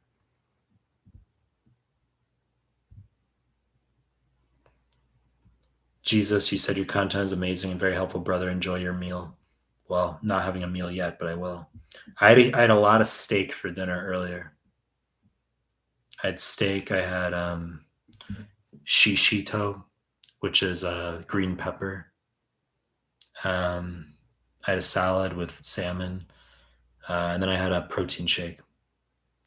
But and I had chicken. I did have chicken with my dinner as well. But I'm really hungry. So I had a big gym workout earlier. We wish our Perzad. You suggested 1 more month of QBank if you didn't pass NBME. I have finished UWorld, so instead of doing second round of UWorld, can I go for Amboss? Yeah, that's fine. I don't want you doing a second round of UWorld. Like, if anything, you do UWorld incorrects, but you can just go. You can go to Amboss. If you're not scoring well in the NBMEs and you're not ready to go through the rest of them, as I've said, instead of going back to UWorld incorrects, yes, you can go to Amboss fresh. You can do that.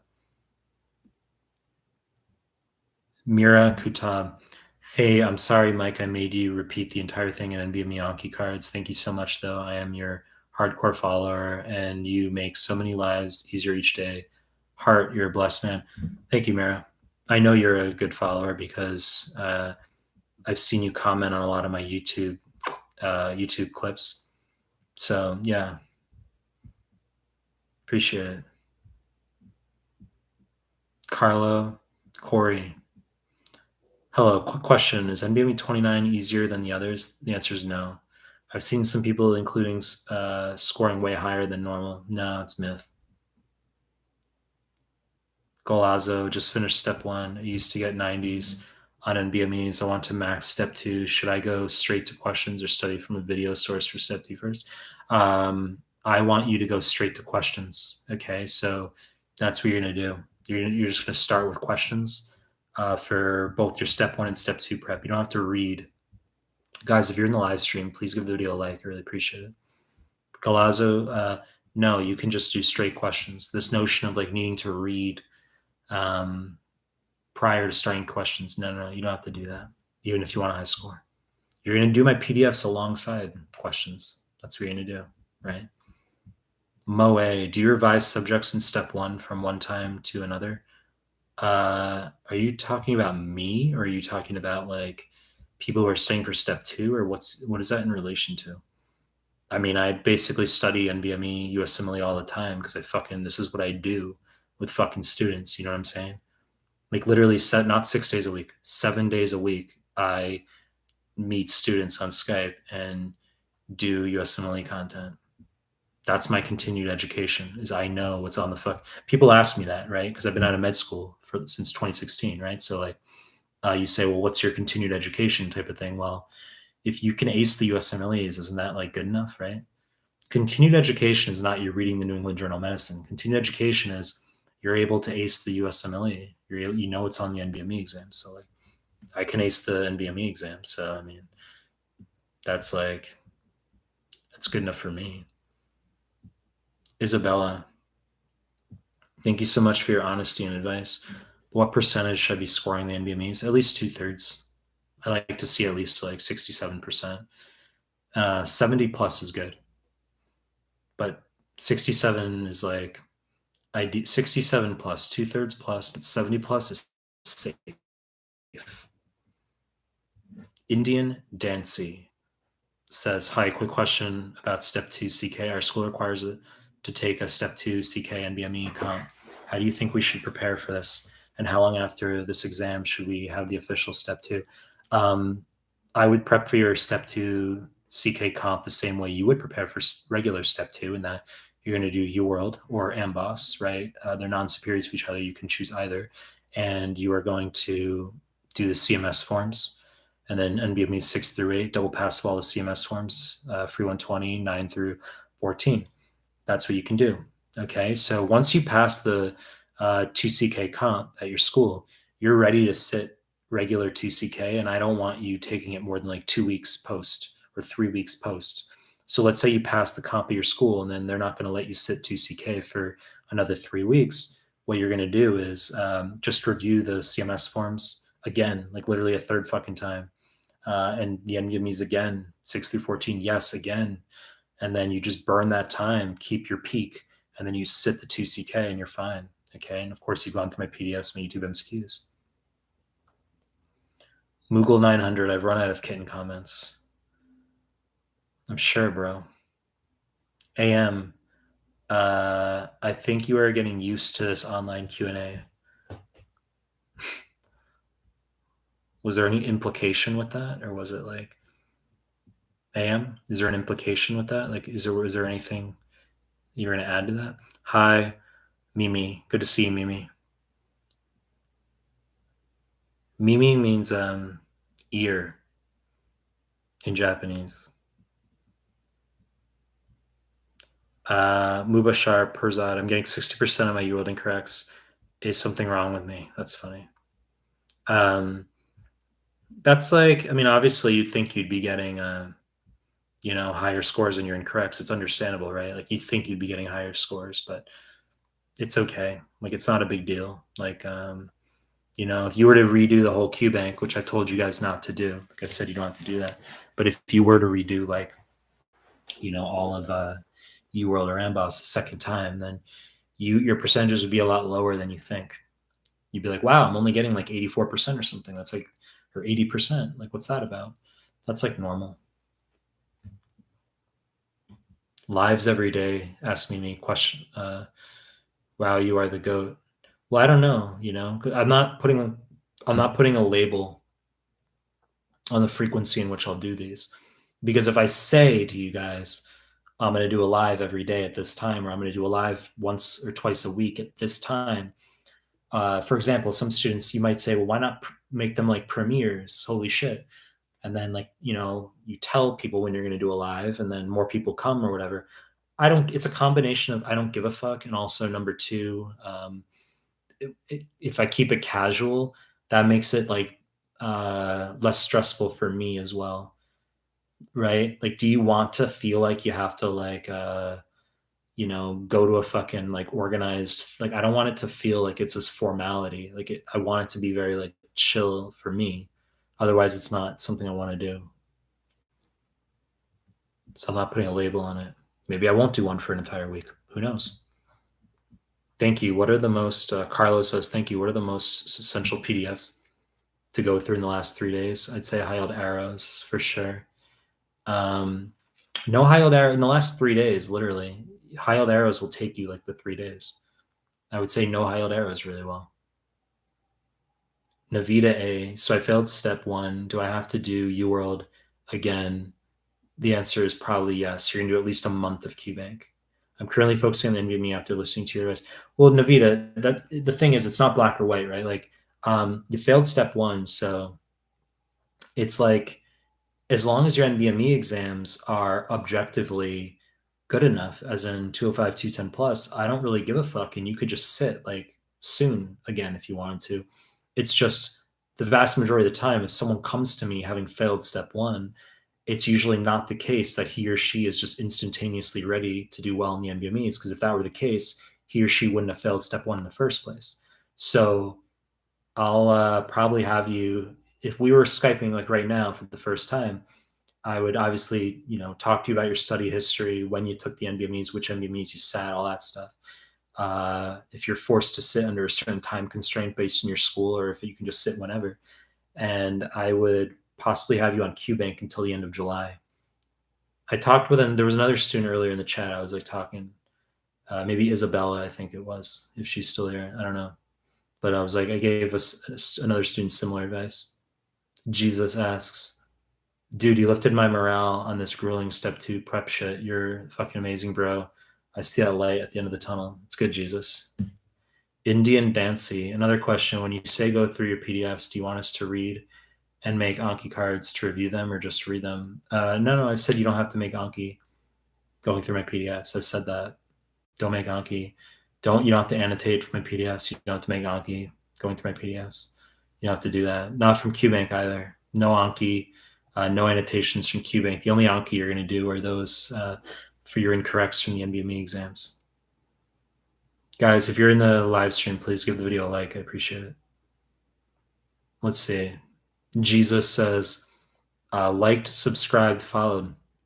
You know what's interesting is I didn't say subscribe, you know, like, yeah, if there's those of you here who are not subscribed for whatever fucking reason, I guess sub to my channel, right? I mean, like, por favor, I appreciate it.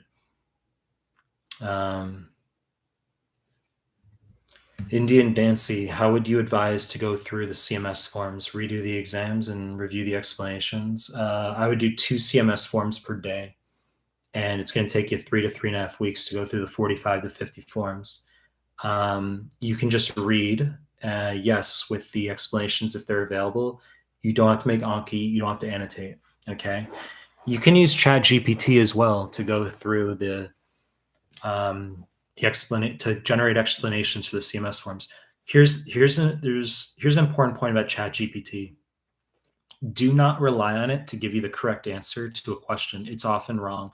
I shouldn't say often. It's sometimes wrong. It passed USMLE, but it can get answers wrong. So what you want is, you want to know the answer to a question already. Like, let's say there's a clinical mastery surgeon NBME question.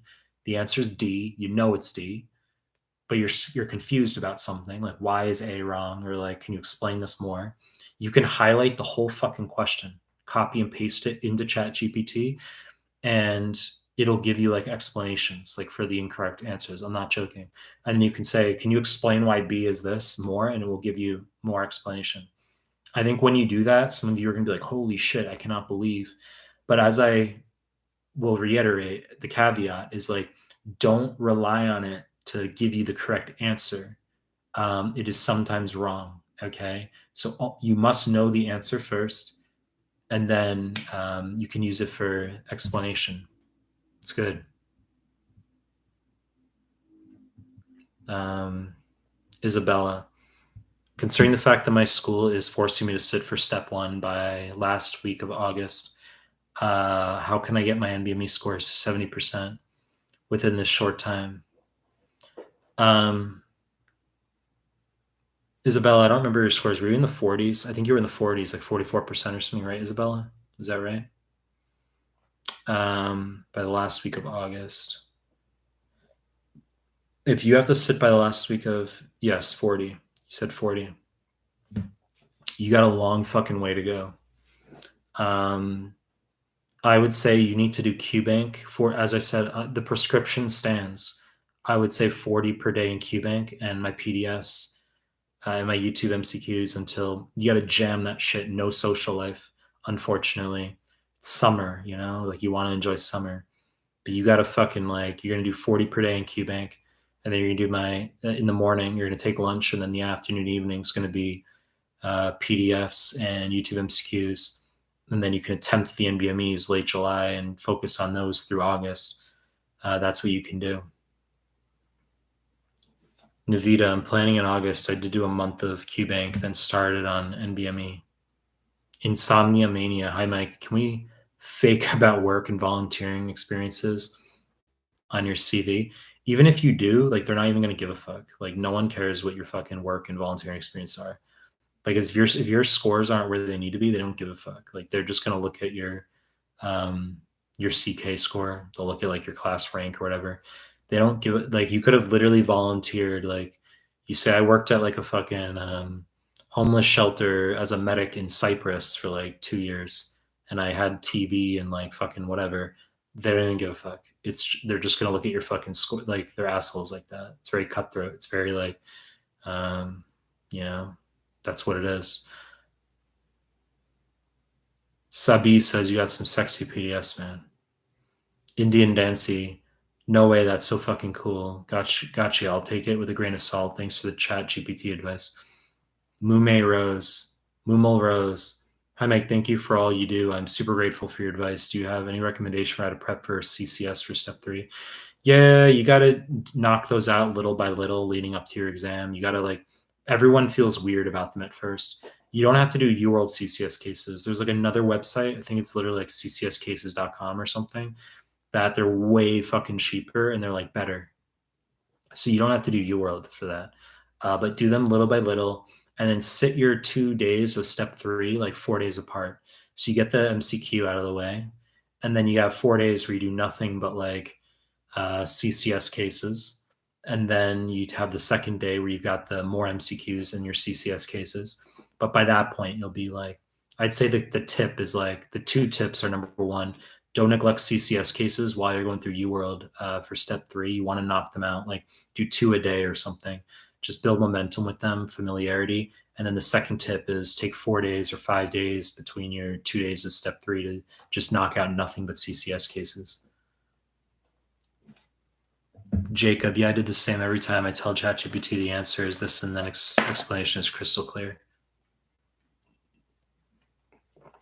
Wisdom Transducer, good to see you again.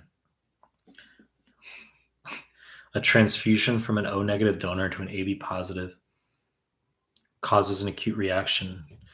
What is responsible for this? I mean, I don't really want to like think about that right now. It's 4:25 a.m. where I am. Why don't you guys ask me like math questions while you're at it? Jacob says, Mike, your videos are next level thing. Even watching some videos, I surf the whole topic in mind, and that's the best part of it. Thanks, Jacob. Mustafa, you think one should wear bandanas or hats to have 20 plus Asian girlfriends? Which one is superior? That's funny, Mustafa. It's summer. I mean, like bandanas are fucking ace for summer. You gotta like, especially if you skateboard. It's really like it's good, you know. Bandanas are good. I've got a show. There's a dollar store near Hyakuen Shopu, which is it's like a 90 cent. It's like a hundred yen store near me. Hyakuen Shopu. It's like 90. It would be like 90 cents.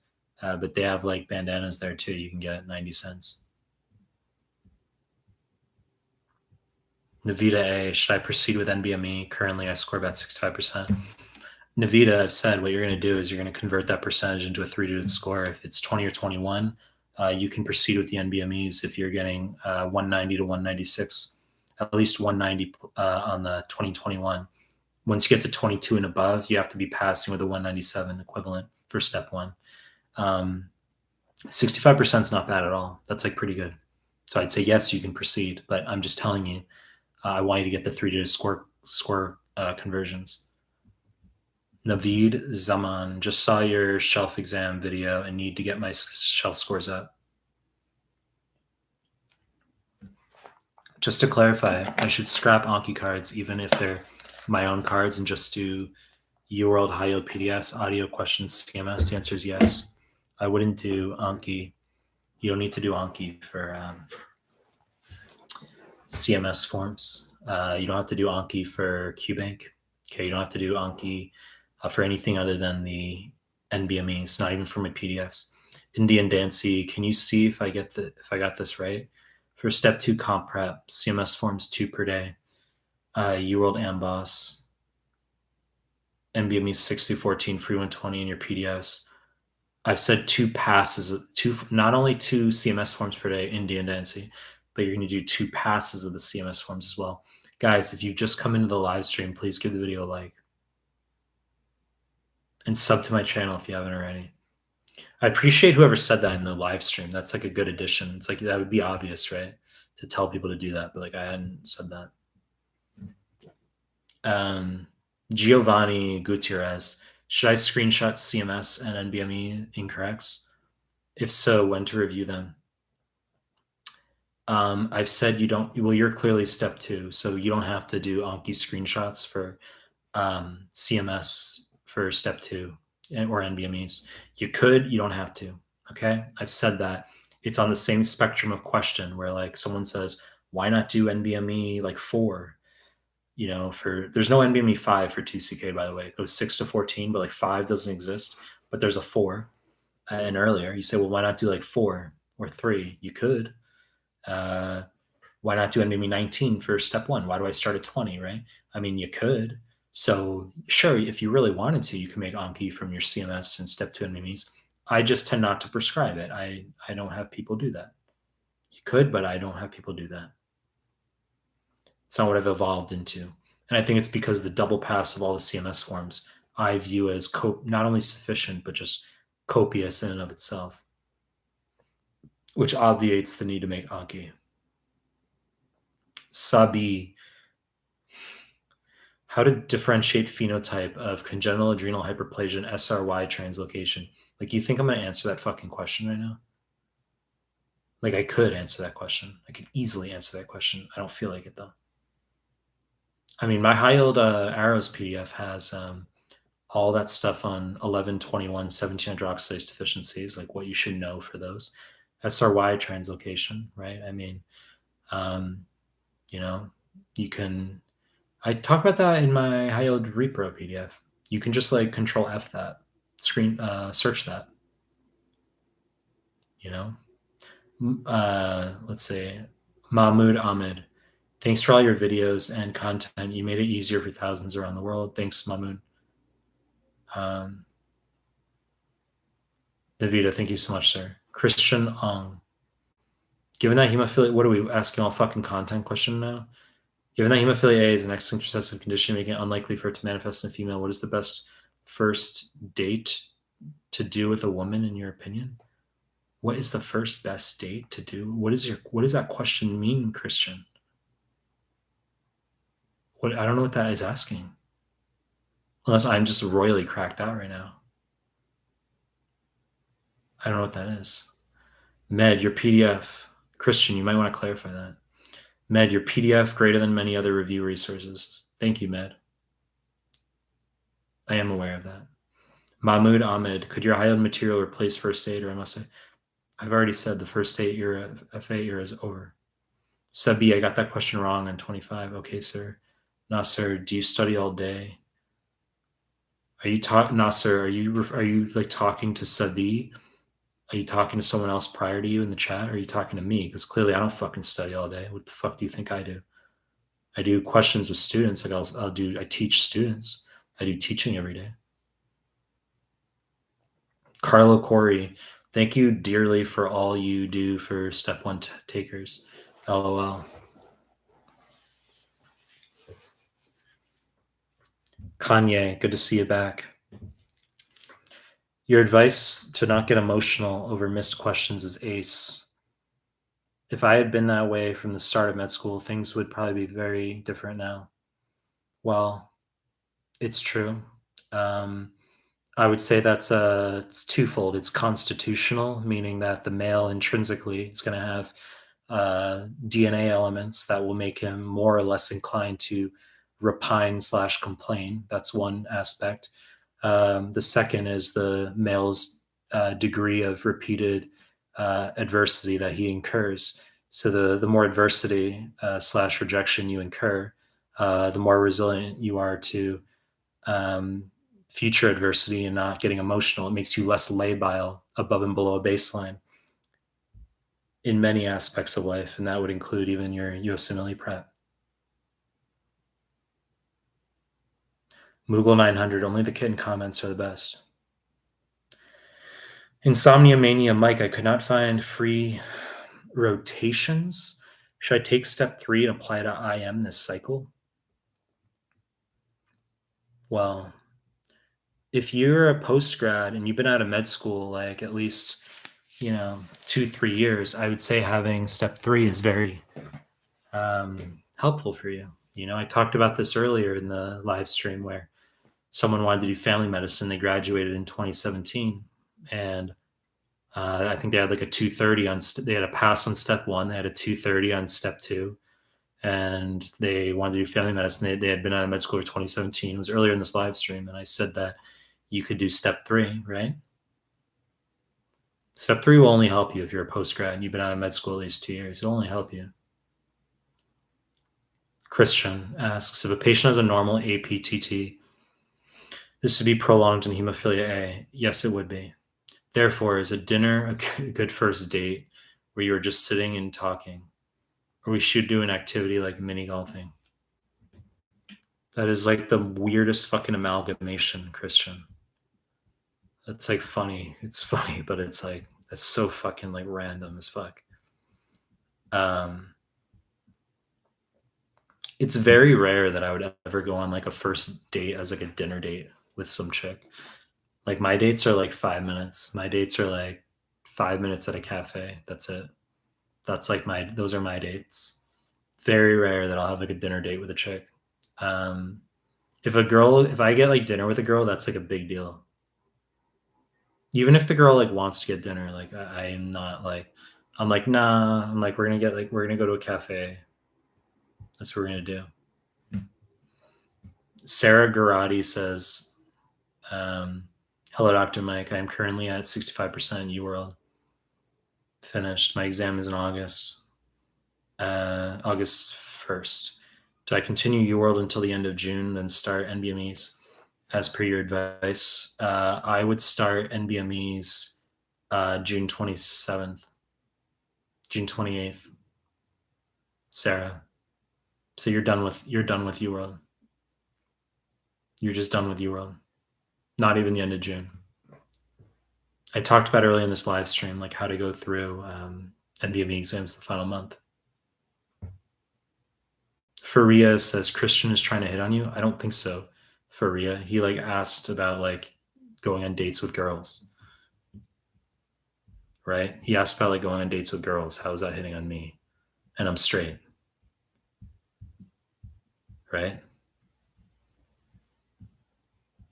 First date. I think he, I mean, that's not hitting on me. Anonymous T, I heard in one of your videos that there are 8 IM CMS forms. I know there are 3 to 8. Yes, but you're going to do 1 to 2. You're going to do the offline ones, of course, but not sure if there's a form 1 and 2. Yes, there are. So you're going to do, they should be in our Telegram group, in the group files. Fariha, so you say the live streams are awesome.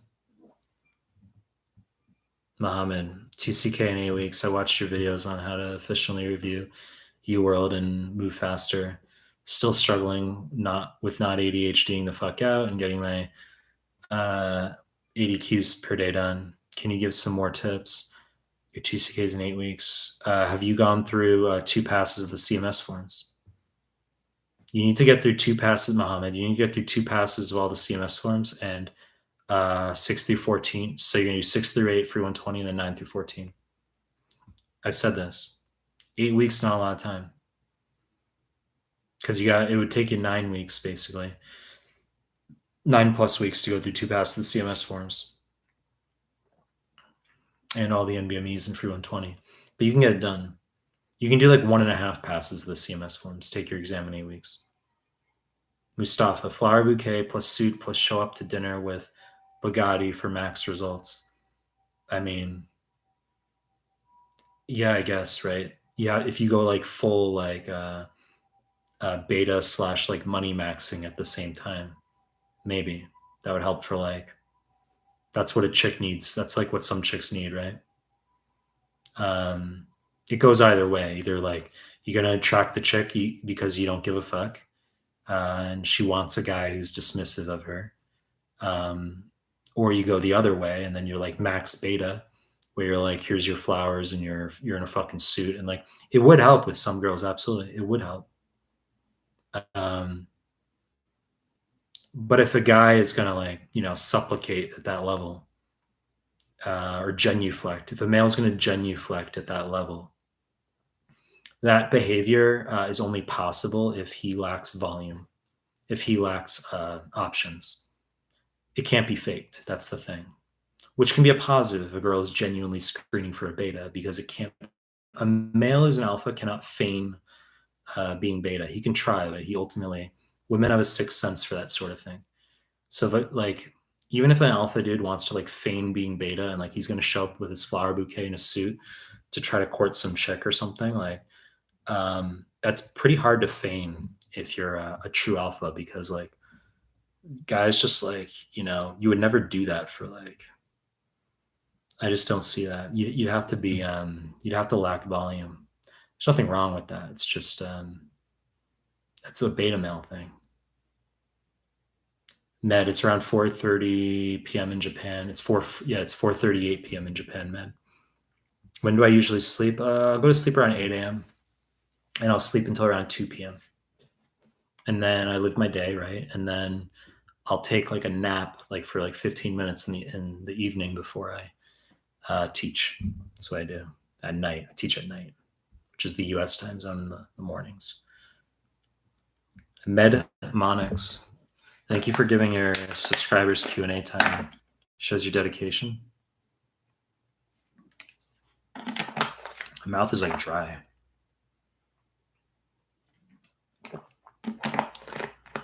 What's the difference between unstable angina and non-STEMI in real life clinical practice? That sounds like a great fucking question for me to answer right now, Mohammed. Considering I'm not real life clinical practice, I'm just USMLE, right? I can answer that question. I just don't feel like it, really. Christian Ong, bruh, at Fariha. Fatima, I'm trying to utilize Mike's wisdom. Have you seen his other channel, quote unquote? I shouldn't have even like read that aloud, but I mean, like, that's like, it's, I mean, I don't even know what to say to that. It's funny. Skium, step 2 CK prep finally got 70%. in free 120 after incredible efforts. I'm gonna end this chat pretty soon because it's been 2 hours on my end. Skim CK Prep finally got 70% in free 120 after incredible efforts, but did UWorld QBank 6 months ago, and I've forgotten it completely. 1 month left to exam. Should I review UWorld QBank rapidly in a month? You ever have it where like you read a paragraph and you have no idea what you fucking read? That's just like what happened to me. Like I have no idea what I just fucking read. Let me try again. Okay. Step 2 CK Prep finally got 70% free 120. Well, it's not bad, right? 70%. 6 months ago, UWorld QBank, it's a long fucking time ago. Should have been finished in closer proximity. No. The notion of studying UWorld QBank like within the month prior to your exam is laughable because you're gonna focus on the NBMEs the final month. I've said that. Christian Ong, but for real though, Mike. Thanks, Mike, for your USMLE advice. I don't start med school until fall of 2024, and I'm already watching your vids. Anonymous T is absolutely necessary to do all emergency med and neuro-CMS forms. I would Anonymous T. I would. Emergency med is like very under represented on the CMS forms in comparison to how it shows up on the 2CK. That's very important. Emergency medicine is very, very important on 2CK. And and so there's only 2 forms, but you should absolutely do them. And then the neuro CMS forms, there's 8 of them. It's overrepresented. No fucking idea why there's 8 forms. Very fucking weird. But I would do all those forms for sure.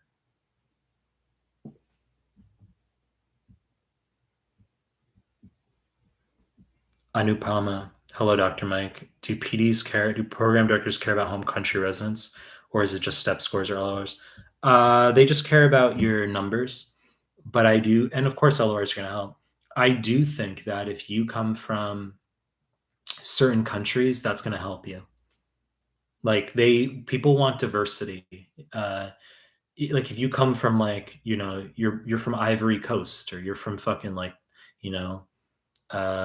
Democratic Republic of the Congo or something. Like if you're from like, Azerbaijan or something, like people want that diversity in the United States and at their programs. Like they might not promulgate that. They might not, say that aloud or explicate that, or admit to that. But they want that. Like rather than some like white dude like me, like they would rather have some like, someone from like sub-Saharan Africa or like Namibia.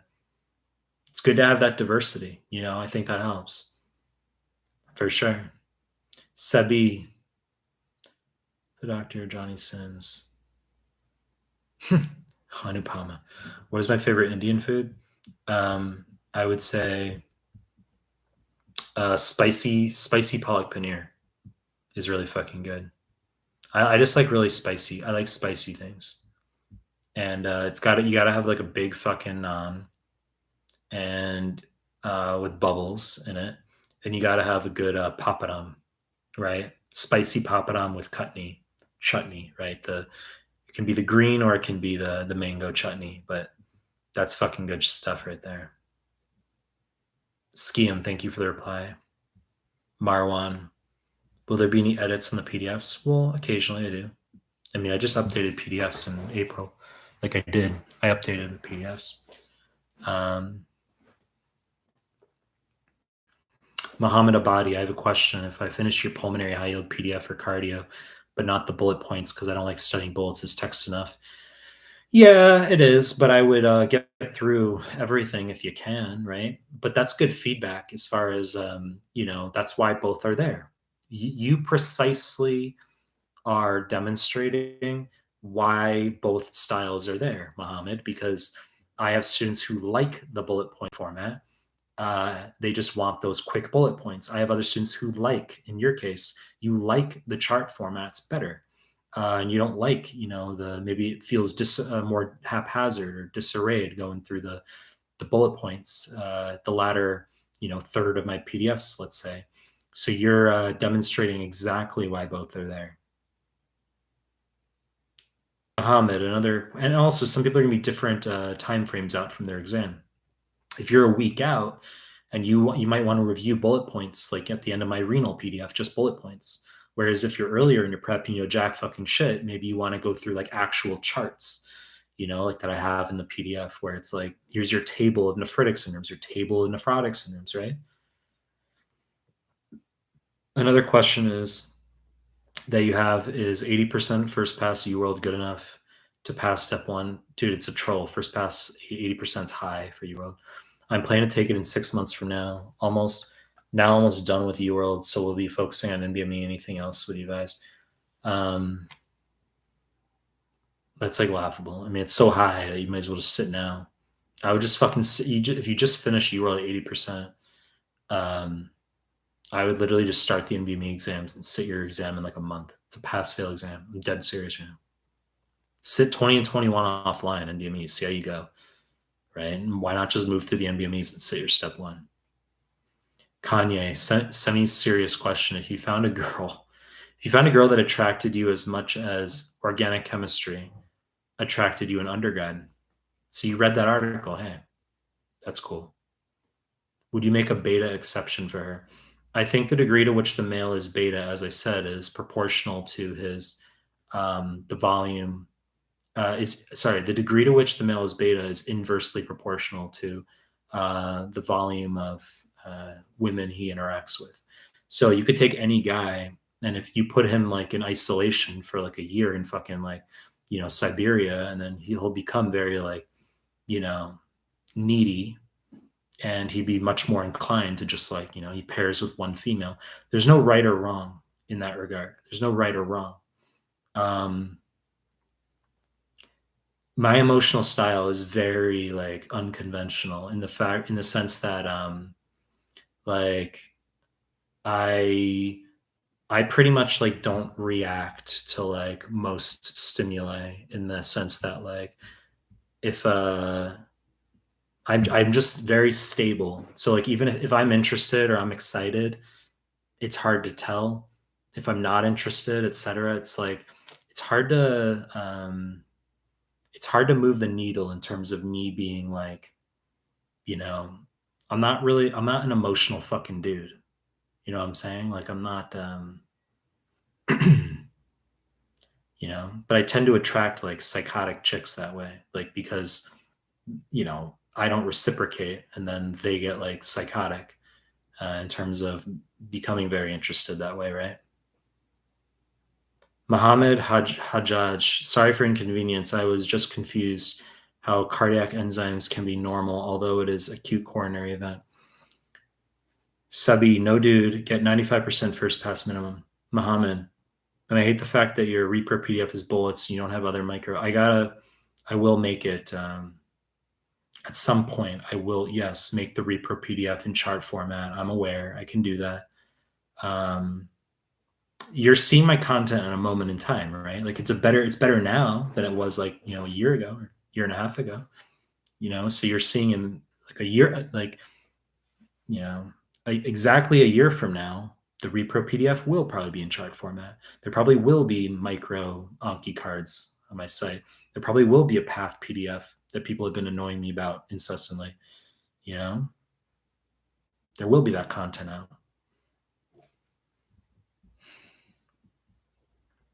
Please, do you cover substances of abuse in any of your PDFs?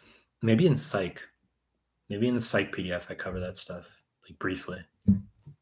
Like butane, right? That's an important one. Butane, inhalant toxicity, like paint.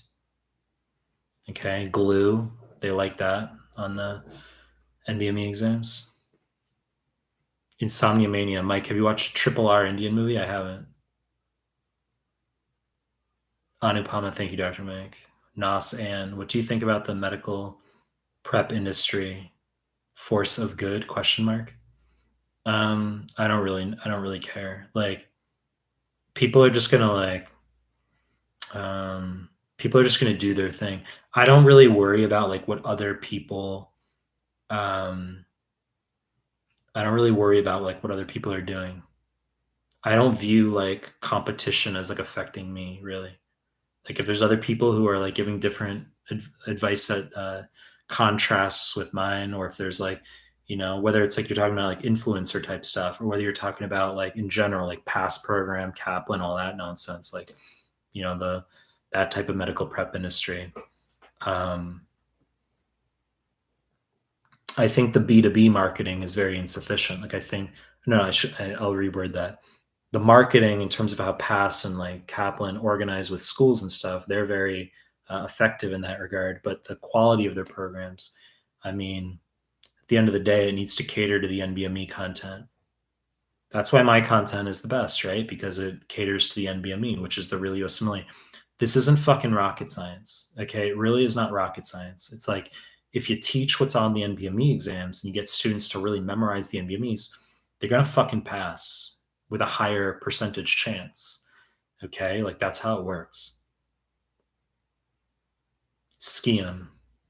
Who's a pro at your material who can guide newbies as to how to use them, like high yield PDFs versus your videos, etc.?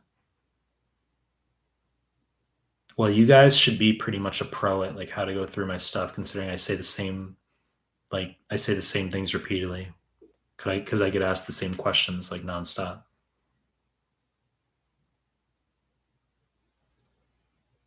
Med says Dr. or Scam, Dr. Mike is the pro. He literally guides in all his vids and his Q&A. Yeah, no fucking shit. Right? I mean, you're right. I'd say the same fucking things. Say, yeah, same dumb questions repeatedly. Volchi. I'm talking about heroin, cocaine, cannabis, etc. Okay, Volchi, but I mean, sure. Sure. I probably talk about it in my psych PDF. I do, like PCP. I talk about it in there. But I said also glue, butane, paint. Like they like that for drugs of abuse in USMLE. Jolie failed step 3, took step 2 more than 2 years ago. Can you please, Jolie, did you not, did I not answer your question earlier on this? Okay, well, I answered step 3 stuff like a lot already in this live stream. But I was saying that you're going to do all the CMS forms for step 3 as well. You're going to do all the step 2 NBME 6 through 14 that are for 2CK. You're going to do those for step 3, yes. You're going to do the 1900 questions in UWorld step 3 QBank. You're going to do CCS cases, not from UWorld, but from ccscases.com, I believe it is. They're cheaper and better than UWorld. And obviously you'll do the step 3 NBME, and you'll do the CCS cases like in small quantities, like 2 per day, 3 per day, like leading up to the first day of your exam. It's a 2-day exam, right? Step 3. So then I want like a 4-day gap between your 2 days for step 3. So you can do the CCS cases like between the 2 days, because the second day is going to be your CCS cases.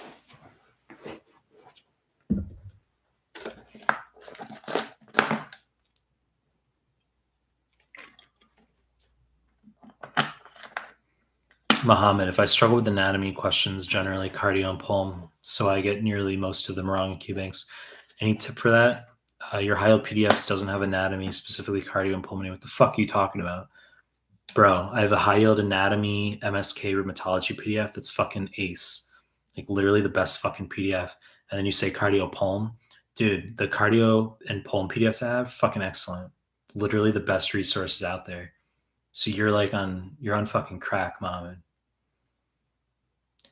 I'm half joking with you. Relax, okay? I mean, it's a situation where it's like, if you're talking about like, I'm not showing you a picture of the fucking heart and labeling the coronary arteries, it's because that type of stuff is a waste of time for USMLE. Okay, like it's sort of expected that you have basic understanding of like, this is what the lungs look like. Okay, like, you know, it shouldn't have to be like, what is a mitochondrion? It shouldn't have to be at that level. Like it's assumed that you know what the heart looks like.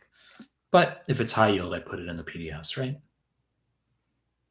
I'm not trying to be like condescending or like, you know, flagrant asshole, but I mean like insomnia mania, Mike, just a question for fun.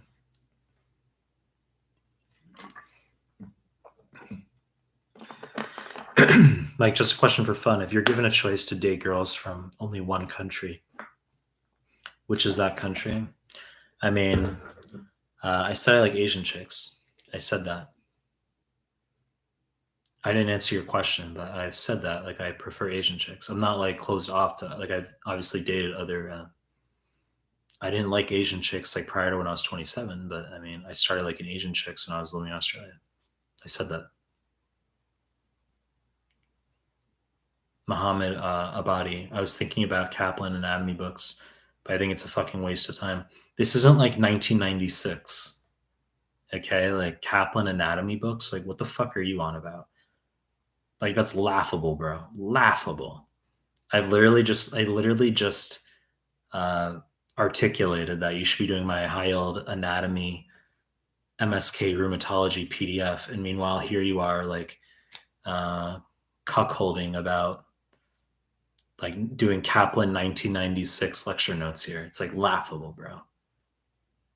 It's like the resource. It's like you're asked the comparison is like it's on the spectrum of like students who like don't know the difference between diabetes insipidus and SIDH and psychogenic polydipsia, or like they don't know the difference between Addison and Conn syndrome. But then they're asking me about like Kaplan mirror curves or like Michaelis Menten or Lineweaver Burke plots. But right, it's like laughable. Azjad Abbas. Is it advisable to do just the quality control section and ethics section from MBOS after completing you? It doesn't matter. I mean, like, I have a communication ethics PDF, but like if you're talking about like actual like questions, it really doesn't matter. Just do Amboss or UWorld. I wouldn't fixate on this like notion of quality control. Like, it's laughable. Study real medicine. You know what I mean? A lot of that stuff's just going to be like EQ and intuition when you get there. That's what you're going to find. Mustafa, would you recommend biphasic sleep for students? Not really. I think biphasic sleep is more necessary if you like can't get a full like 8 hours. Like if I get like 8 hours of sleep, which is very fucking rare, then I wouldn't need to be biphasic. I just don't like to sleep through the day because I told you it's 4:57 a.m. where I am right now. I'm gonna go to bed at 8 a.m. around that time probably, or 9 a.m. Actually, it was like 9 a.m. like yesterday for me. But I'll wake up at like 2 p.m. right? Because I don't want to sleep till like fucking 4:30 p.m. Like I don't want that because then you like feel like shit when you waste the whole like daylight. I don't like that. So like I force myself to get up like 2 p.m. the latest, even if I'm like on like 5 hours of sleep or something. And then like before I teach at night, I'll get like a half an hour, maybe, you know. Muhammad Abadi. I mean, just like if I shoot a gun in the sixth intercostal space, what muscle will be damaged? That's what I meant. No one fucking cares. Like, it's not like how relevant is it to USMLE? Like, you have to learn what's relevant to USMLE. But that's a weird fucking analogy. I mean, like, um,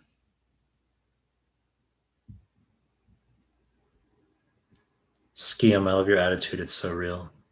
Katie, I'm 2 months away before I take comp, I retake comp. I scored 56% in April and need 68% to pass. I finished UWorld and doing MBOS now. NVMe 18 and 24 scored between 66 68%. Suggestions for 2 months out from comp. I have to like read that again because I can't fucking process that right now. Let me see if I can like do that again. I'm 2 months away from my retake comp, 56% April. Well, clearly that's not. Yeah, you failed in April with 56. You need 68. That's standard. Well, your 18 to 24 NVMEs were good at 66, 68%. You're 2 months out. I mean, you obviously have to go through free 120 and 25 through 31. You should be going through my PDFs as well, high yield arrows. High yield arrows is very important for comp. Okay. 2 months out, I mean, that's like scheduling stuff as well. Like I would have you do QBank, more QBank, incorrects as well, leading up to when we'd want you to start those NVMEs. So your situation is also about like scheduling. It's not just like which resources. Yours is more of a timeline discussion. I make those schedules for students. Nakia, good to see you back. Mary Hatamova, is it fine to do NBME and your PDF simultaneously? Unfortunately, I wasn't aware before about your stuff, Dr. Mehlman. Yeah, you can do my PDF simultaneous to the NBMEs. Just, you're going to be busy reviewing the NBMEs hardcore when you get there. So you might not have the time that you want. I've inculcated that you should be doing the PDF simultaneous to QBank ideally. But in situations where students, yes, they're in their final month, they're working on the NBME exams, and they haven't done basic PDFs like cardio, high yield arrows, etc. You should really do your best to work that stuff in. Nas AN.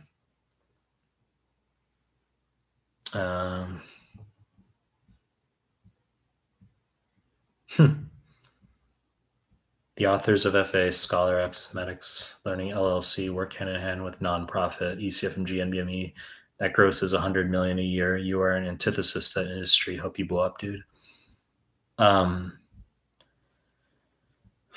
mean, I'm not hyper fixated on that sort of thing. That's a long fucking discussion. I think I'm just putting out content and trying to give you guys value. And then that if fortunate things happen that, yes, happen to benefit me, more specifically in a pecuniary sense, which means financial sense, then okay. But, you have to grow an influence first. That's the first step. Okay. So you have to grow an influence. People can say they don't like me. You know what I'm saying? People can say, I don't like that dude. He's unconventional or he's weird, or I don't agree with his way of living or something. People can not like me and they can that's fine. But at some point you can't ignore, right? I'm not going to speculate, but I mean, if you have 500K subs, you can't ignore, even if you don't like the person. So I'm just trying to put out value. That's what it is.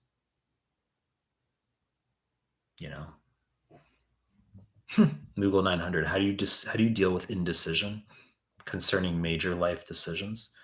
That's a long discussion. Ultimately, your decisions, what you choose to do, there's no right or wrong because you just have to choose it's really about your gut. You can some people are very meticulous and judicious with how they make decisions, right? Like pros and con lists and stuff like that. I tend to be less like that. You have to make decisions really that a lot of it is gut instinctual. Okay. That's pretty much what it is. It's self-awareness as far as your comfort level going with your gut and what you might intuitively feel is best versus something that's more judicious, where you're literally assembling or delineating, a pros and cons list type thing. How do I deal with indecisions? That's not really something I grapple with. I don't I don't really feel the notion of being stressed or under tension with regard to quote unquote indecision is not something that I struggle with. Med, he will. I see him in all public groups these days. All my friends are asking about Mehlman now, and it's because his contents are that good.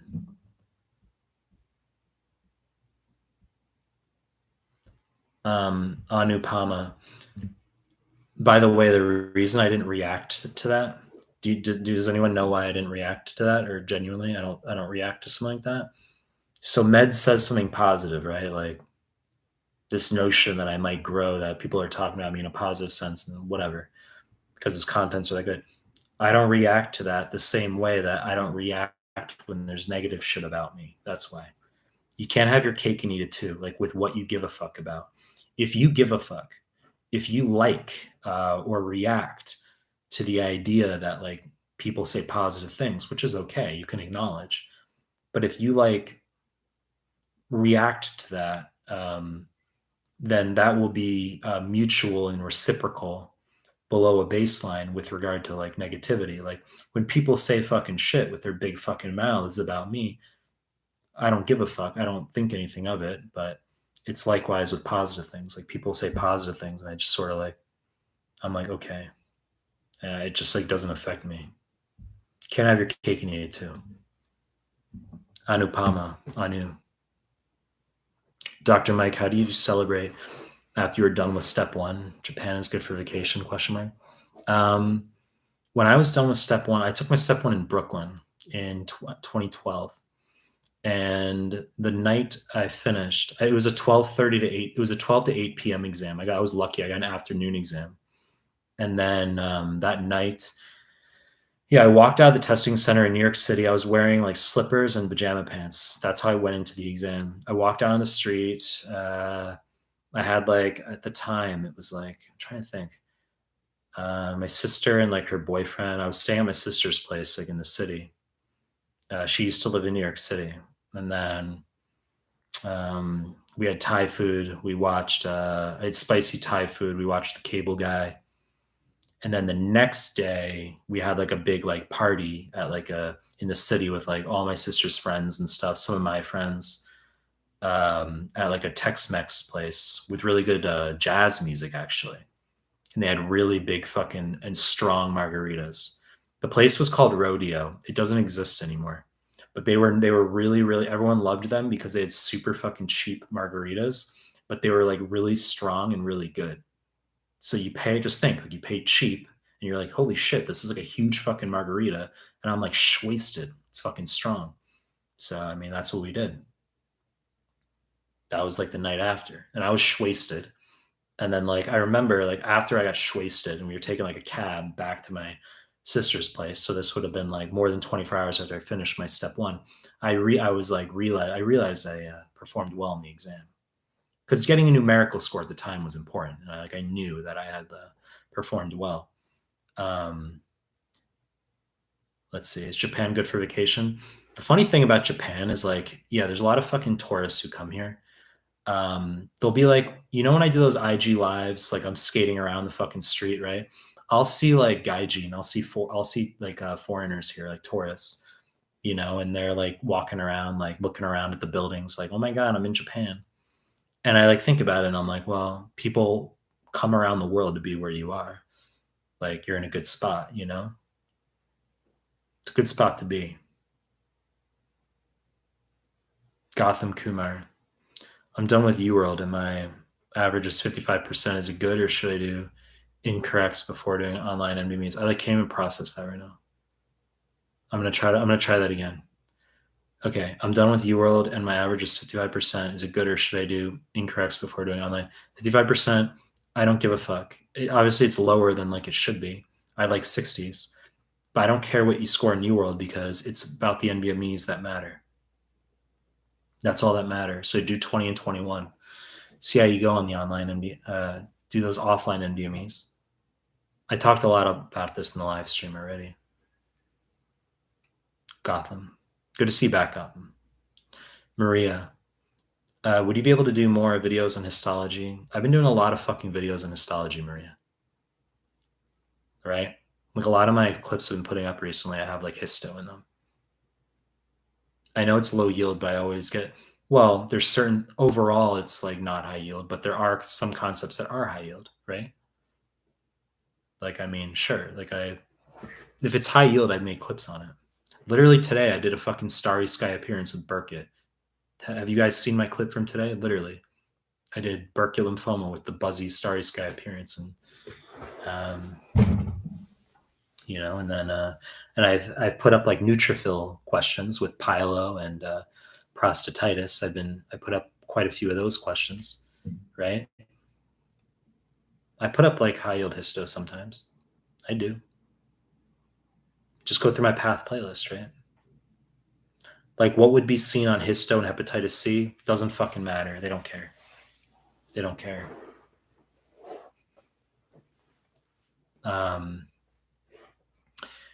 In my GI PDF, I have a section on the hepatidities, fancy word for plural for hepatitis. I have a viral hepatitis chart, and I may or may not have histo in there. It's more verbally. For hepatitis C, they don't give a fuck about the histo. They verbally care that you know the mechanism for hepatocellular damage, which is the correct answer is T cell mediated apoptosis. The wrong fucking answer would be direct viral cytopathicity. Skiem asks if one suffered from insulin resistance and that greatly impacted their studying post med school for USMLE, should one mention their life struggle in their personal statement for residency? The answer is yes. I've talked about the personal statement, how um, the whole point is to communicate adversity and humility and your willingness and desire to be a team player, and that the greatest thing that you should not do is come off hubristic and supercilious and about you. It's a rule out. It's a screening out. It's a negative selection aspect of the application. In other words, no program director, no committee member is going to read your personal statement and be moved or touched, where your story is the reason why they want you at their program. That's not how it works. They don't give a fuck. What they're going to do is scan through your personal statement and see if you come off about yourself. Don't talk yourself up in the personal statement. It's not about you like saying how amazing you are and how your research was great and all this stuff. You can talk about it, you can reflect on your research if it truly is relevant, but it's not about like promulgating how incredible you are or like what your accomplishments are. It's about discussing a personal story of maybe some adversities you've encountered, demonstrating that you're a team player, your desire to work with people. As I said, you cannot come off hubristic or about you in your personal statement. It's not fucking about you. Okay. That's what they're looking for. Is this person someone who's a team player? It's not fucking about you. Asana Steve says, bro, I'm struggling with pharma and shit. Can you guide me about that? I mean, you can do my farm modules. Those are free. You can do my farm playlist on YouTube. That's free. I have paid Pharmanki. Abira Patel, step 2 in 6 weeks. Have kept 2 weeks for NBMEs. For remaining 4 weeks, would you recommend UWorld and corrects? I'm like, crack the fuck out. I can't process this shit right now. Step 2, I'm going to try this again. Step 2 in 6 weeks. Okay. Step 2 is in 6 weeks. Have kept 2 weeks for NBMEs. Remaining 4 weeks, would you recommend? No. It should be basically nothing but the Clinical Mastery series and the NBME. There is zero room for anything QBank right now. That's laughable. 6 weeks, you're gonna be new. Yeah, because normally I have you finish, you're gonna do 2 months of QBank and Boss UWorld, 3 to 3.5 weeks of the first pass the CMS forms. You're gonna do NBME 6 through 8. You're gonna do double pass of all the CMS forms. You're gonna do free 120 9 through 14. So that's what you're gonna end on. QBank's not in there. Ayad Ali says, how expensive is Tokyo? I don't fucking live in Tokyo. I live in Osaka. But I mean, there's places that are cheap. There's places that are expensive. People think Japan is like so expensive. It's not. It's really fucking cheap. Mughal 900, I'm happy that I have a couple of years until I might take the exam. Indecision because till then you've covered more topics and made more PDFs. Thank you for all that you do. Yeah, I will make more stuff. Nasayan says, should I study on shrooms? It's probably not ideal. Nasan. It's probably not ideal.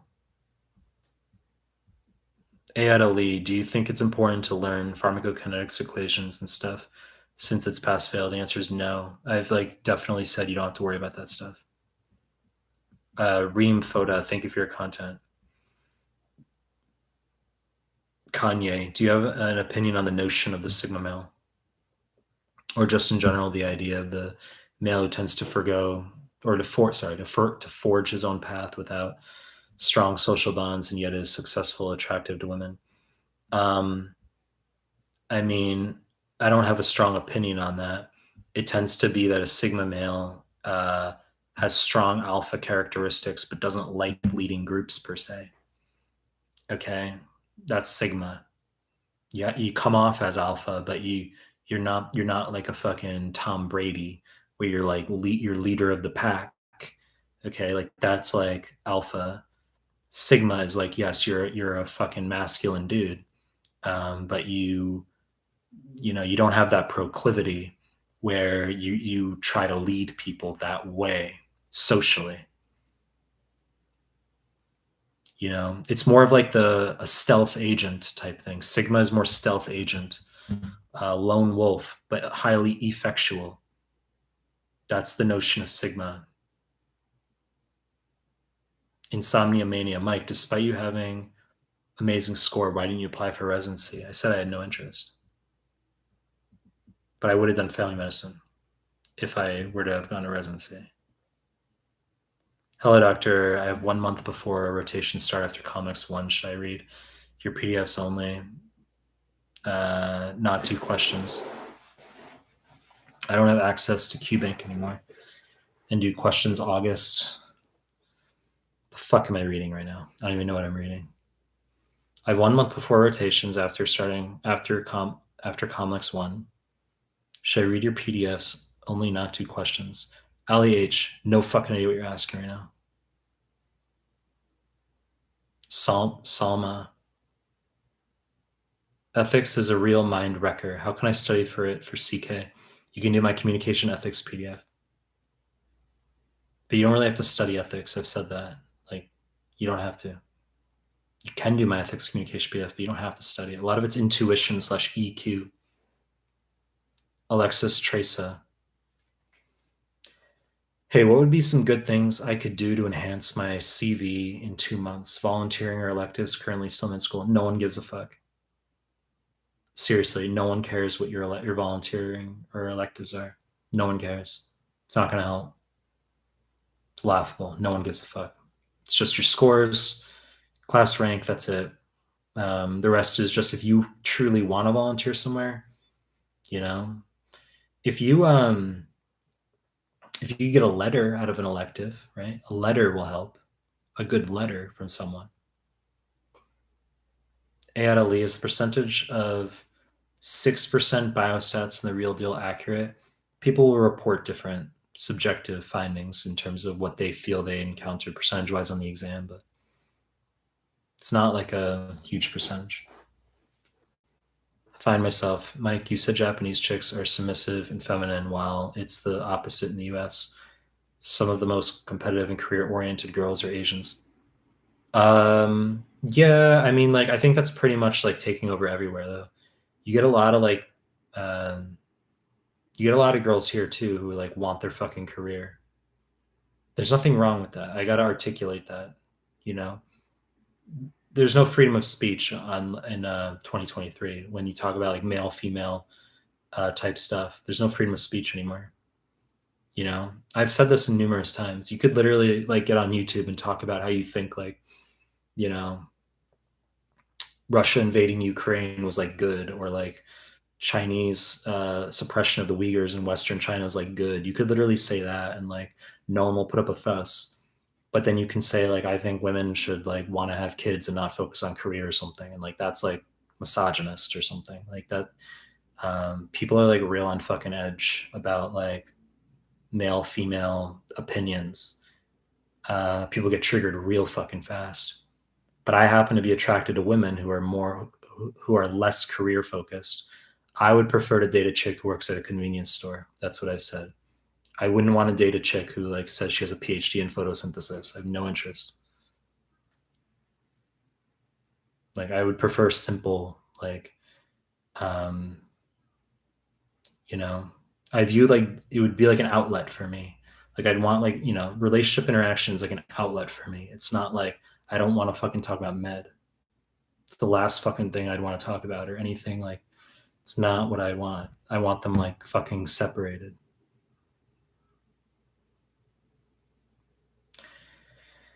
Um, but yeah, I think like women are increasingly focused on career, and that's inversely correlated with maternal propensity. That's why I see career focus, and my opinion, my interest is like women who are not as career focused. I see that as a positive. And I articulate once again that people can do whatever they want to do. There's nothing wrong with the focus on that. It's not about that. It's just, you know, Yara Molim, would you say it's wrong to do UWorld? What the fuck are you asking?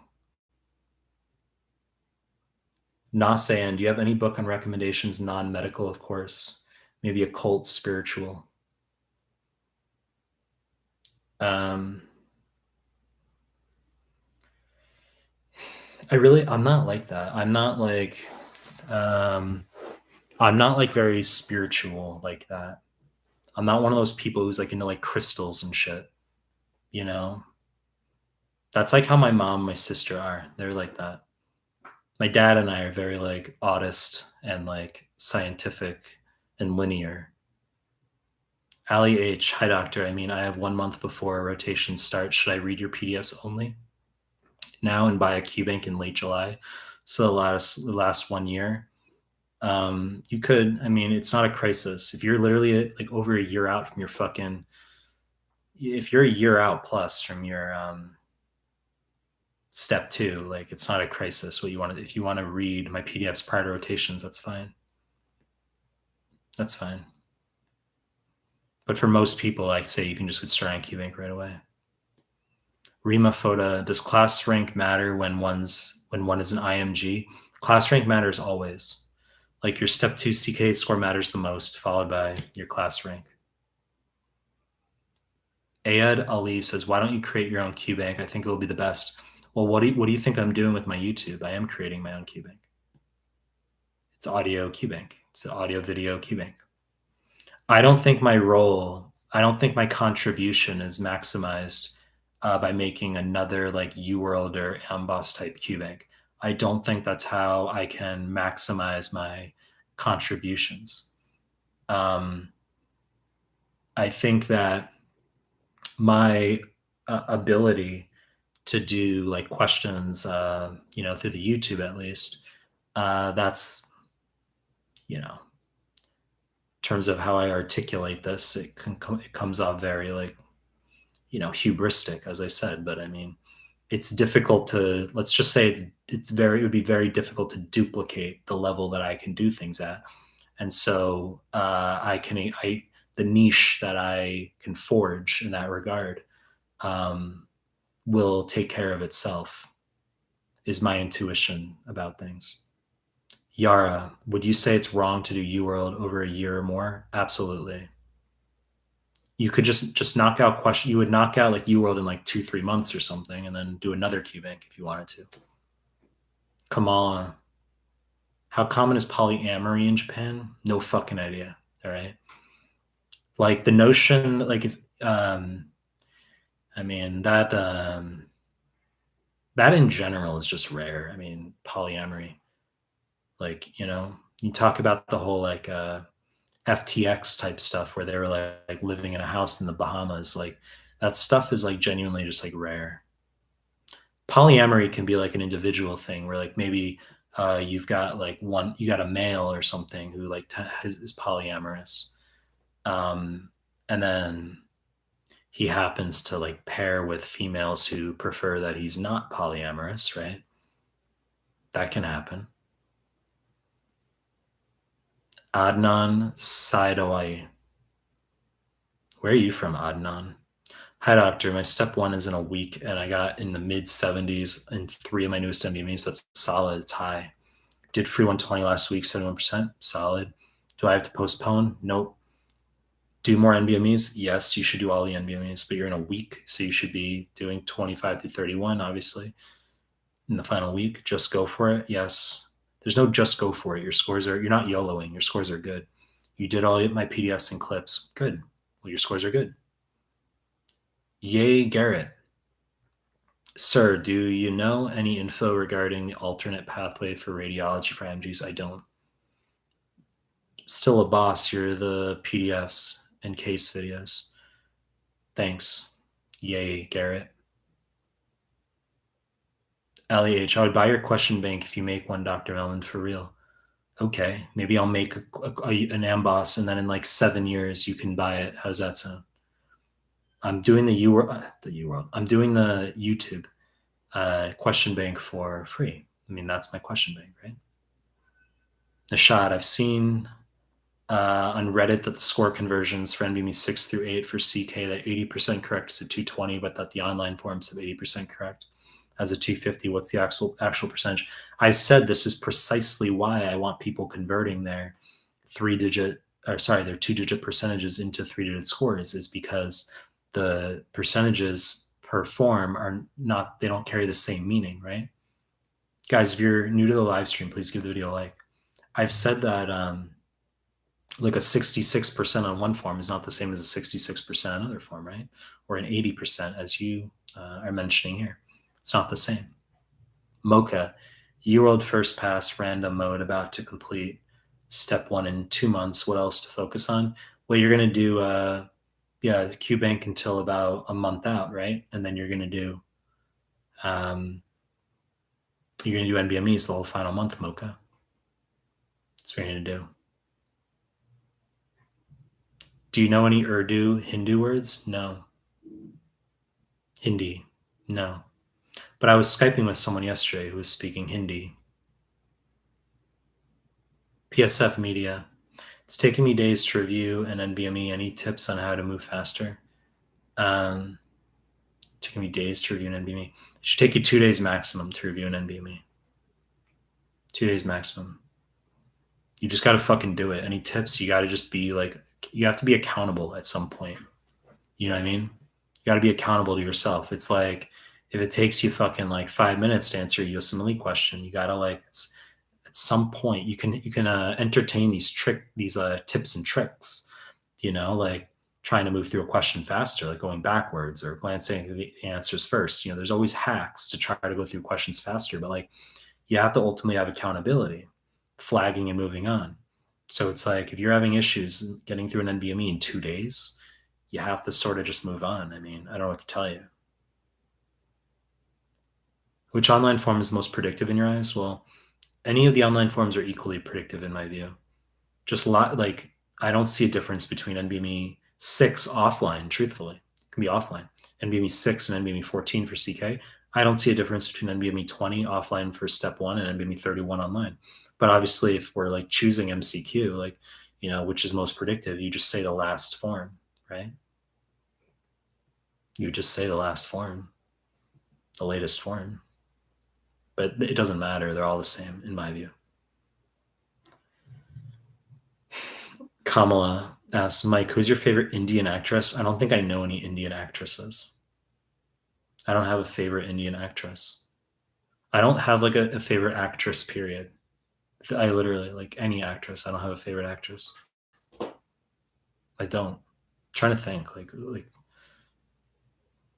I don't.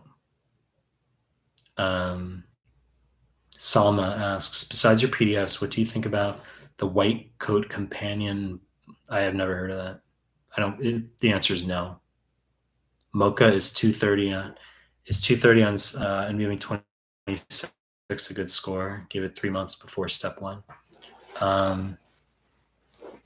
Yeah, I mean, it's high, dude. You're asking trolling questions now, right? Guys, if I got like a 250 on my NVMe, is that okay? I mean, I've said it, like a 197 is passed, 205, 210 plus is good. I might just, let's see. How do you stay focused? Kush says, how do you stay focused on the question, not get distracted? You caffeinate. That's what you're going to do. Seriously, you caffeinate, or those of you who take your fucking like meds, your ADHD meds or whatever, that's what you're going to do. Bugra, Basarmik, will you write a written resource for ophthalmology? I will. I could easily write an ophthalmology PDF. I just like haven't wanted to recently. It hasn't been a priority. I will. There's priorities, like maybe Mocha. I like how you like retract your fucking questions after you write them, as if you're like shy or like you don't want people to like know. You like, it's just like interesting. It's the second time you fucking did that. Some people are weird. Mocha, you're like, I don't want people to know what I got on my NBME. I'm gonna retract my message from earlier.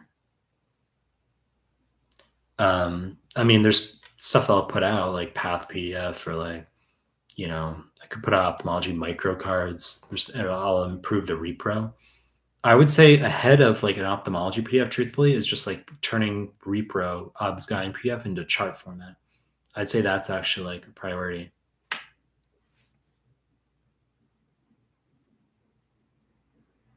Nishad also, is 42 to 43 CMS forms sufficient, or do you recommend 50? That's decent. That's decent. I'd say at least 45. That's decent though. Sabi, he was speaking Hindi, and how were you replying? He wasn't speaking Hindi to me. He was like, there was like a courier who came to the door or whatever, and then he was like speaking in Hindi to the courier. It's funny, like it wasn't a medical student I was teaching for that hour. It was I was doing coaching for something else. Mustafa, that's what happens when you have a 10K Indian audience. That's funny. I have a lot of I do. I have a lot of followers in like India, Pakistan, Egypt, a lot of people in the Middle East, Jordan, Palestine, Israel. Yeah, a lot of countries in the Middle East. Nas and top 3 movies? Question mark. I've answered that. Do any of you guys know the top 3 movies that I like? If you're in this live chat and you like know my top 3 movies, can you write them in the in the chat bar there? See if you know. See if anyone here actually knows, or if someone here in the live streams heard me say any of my top 3 movies. Probably not. Well, I like Fifth Element. Let's see. No. Yeah. Let's see. Yeah, there you go. Fifth Element, Born Identity, and if you forgot the third one, that's pretty good, Reen Suri. You were pretty good. I wasn't gonna wait all day for the reply. You know what I'm saying? But yeah, the Fifth Element, Born Identity, and Pulp Fiction. I'd say those are my like 3 favorite movies.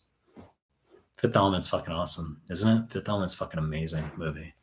One of the most underrated movies of all time.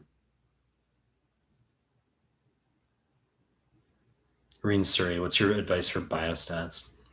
I have a biostats PDF. You can do my PDF, but you can also do the NBME questions. I'd say just QBank questions, NBME questions. You got to do a lot of fucking questions for biostats. That's what you got to do. Guys, if you're new to the live stream, please give the video a like and sub to the channel. If you're not sub to my channel, you're a fucking asshole. Waleed, would you say your microbiology YouTube play is sufficient for step 1? It's pretty fucking good. I mean, and not just the YouTube playlist for micro where I talk about like, I have the 3 to 5 minute YouTube MCQs, but also I've got PowerPoints, actual like 45-minute PowerPoint presentations. Holy shit. On the YouTube. I have those as well. Nishad M, if you are supplementing an additional QBank like Amboss during the last month before the exam, along with the NBMEs, can you just do them timed and not really review them, or do you recommend tutor mode? It's a bad fucking idea to be doing QBank alongside NBMEs. It's a linear sequence. It's not at the same. It's not concurrent. So you'd be doing QBank. You finish that about a month out. Then your whole last month is NBME exams. The NBMEs are the real deal. You need to mentally calibrate to answering the NBME question style. You can't have your mindset conflated with. You can't have that overlap with QBank. You gotta become calibrated to and accustomed to answering the NBME questions, since those are the real USMLE. Yay Garrett says Lord of the Rings. I have no interest in Lord of the Rings. Like when I get like on an airplane or something, and you have like the entertainment system on the back of the headrest, and there's like all the free movies, and like there might be like you're looking for a good movie. It depends on the airline. Like you'll get a lot of shitty fucking movies, but then even if it's like all shitty movies, they'll have like 9 Lord of the Rings movies, thinking like, oh, this will cover like a lot of passengers. Like I'm sure there's passengers who like all the Lord of the Rings movies. I have like no fucking interest in Lord of the Rings. But I went to New Zealand I've been to New Zealand twice, and in the South Island, I drove around where like Lord of the Rings was filmed.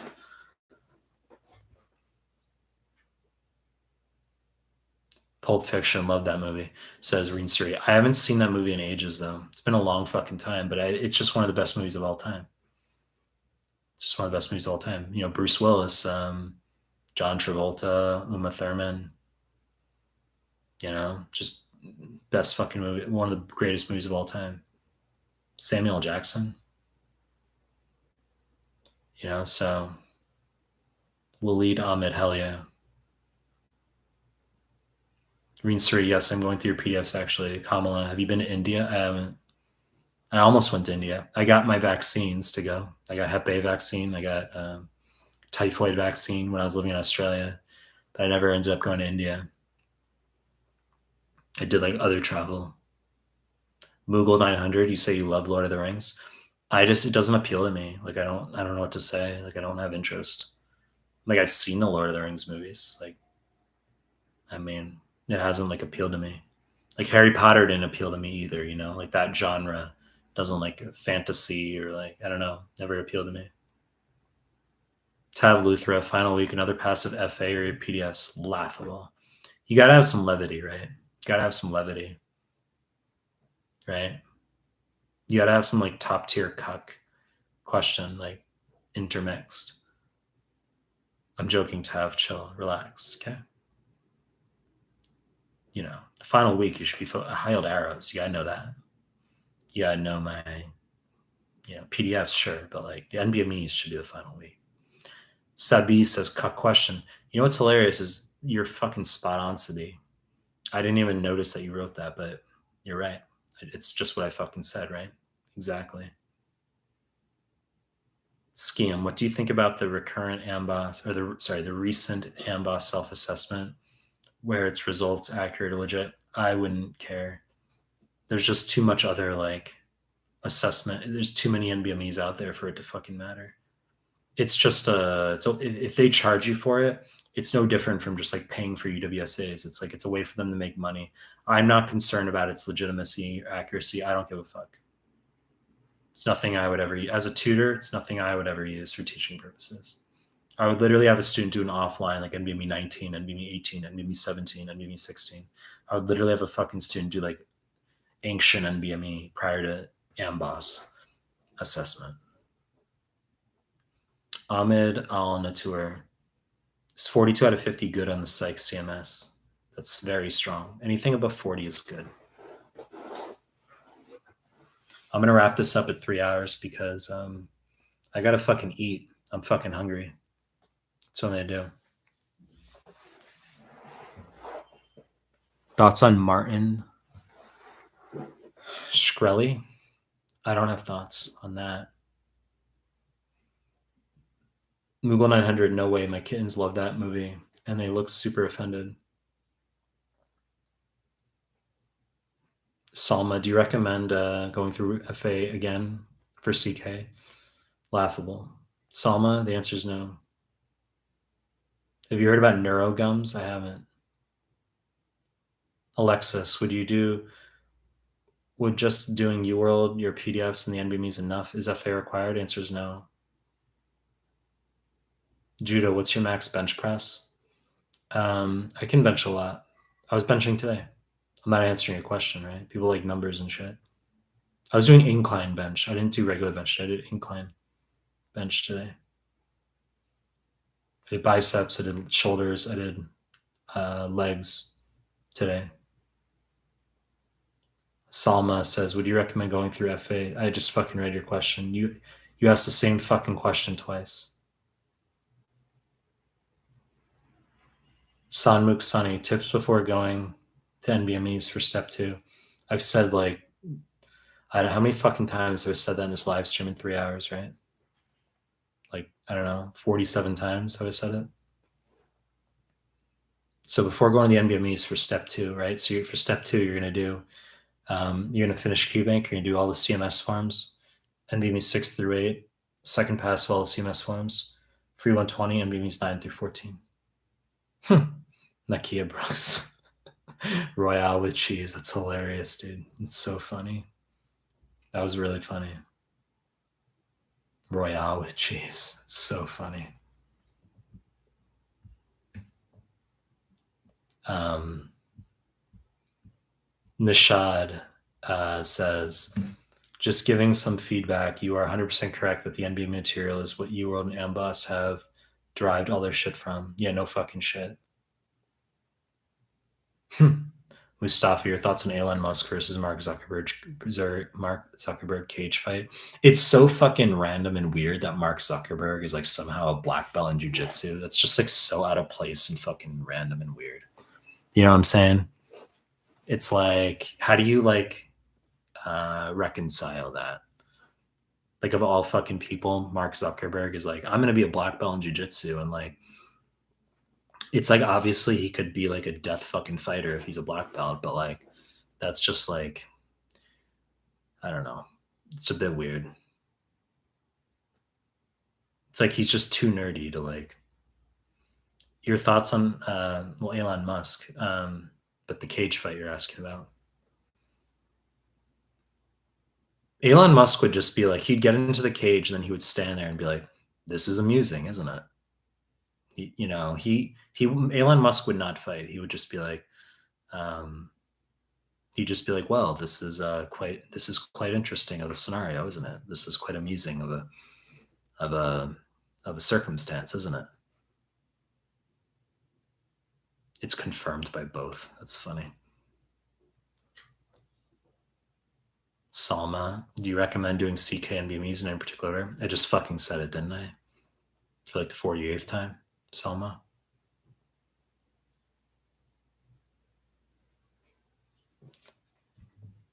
He's blue belt laughing my fucking ass off. Who is? Mark Zuckerberg? No, I think he's like a black belt. I'm pretty sure he's like a black belt. I don't think he's a blue belt.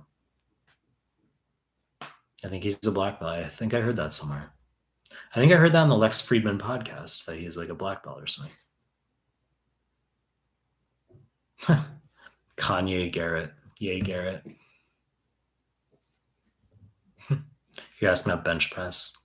What are the best exercises to gain a body like yourself? What did you do to the standard deadlift, bench press, squat? And what do you think about calisthenics?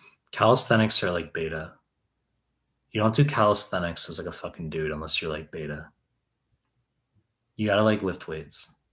You gotta eat protein. I mean, that's like, I don't know what to tell you. That's what you gotta do.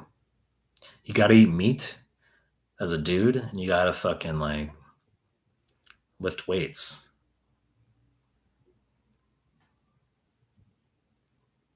What do you think about fucking ashwagandha or whatever?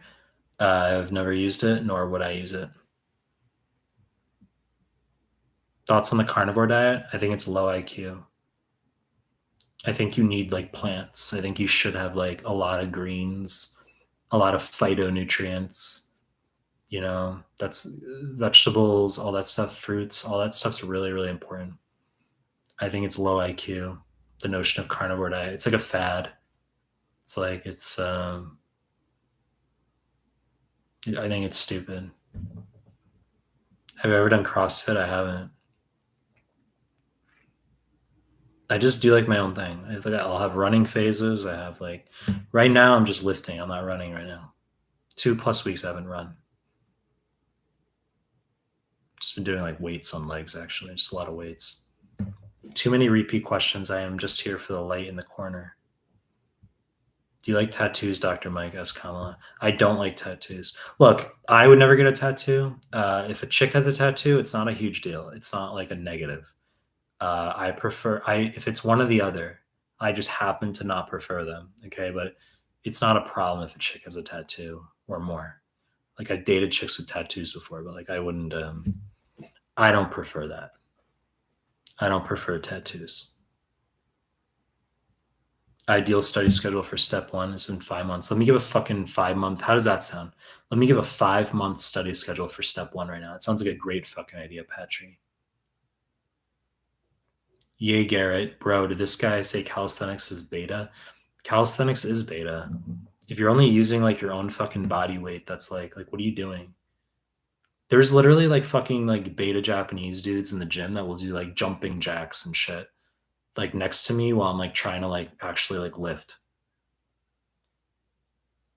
It's like that's just like there's no room for that. Judah, I'm not answering that question. I can't answer. I'm not answering that question on this platform.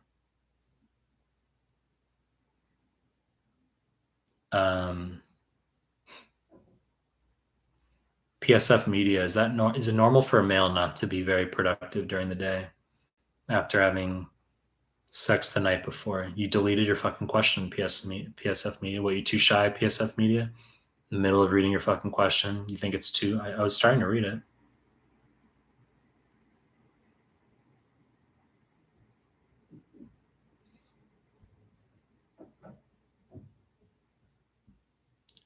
I just think calisthenics are beta. I think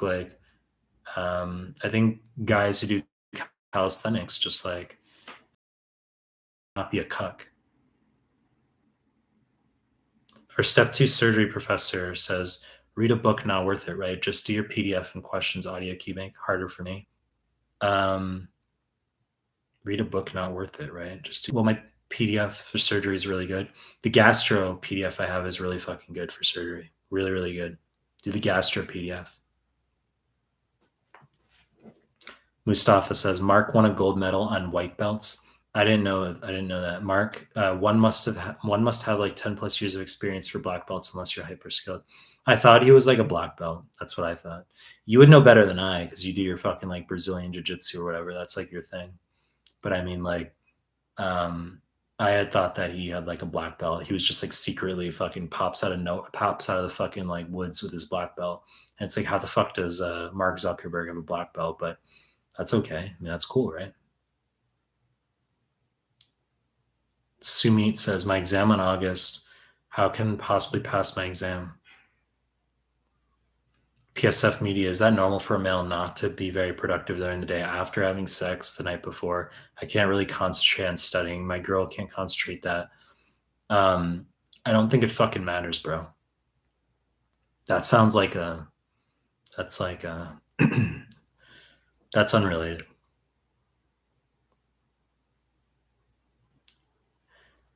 I think if you're physical, that improves your ability to concentrate as a dude. Judah, I'm not answering that question out loud. Like, I think that that's a bad idea. I think for men, it's 3 to 5 days of maximal. After 3 to 5 days, um, like scientific studies have said that motility starts to decrease after after 5 to 7 days, motility will decrease. I don't think that. I think guys who do that, like, that's not a good idea.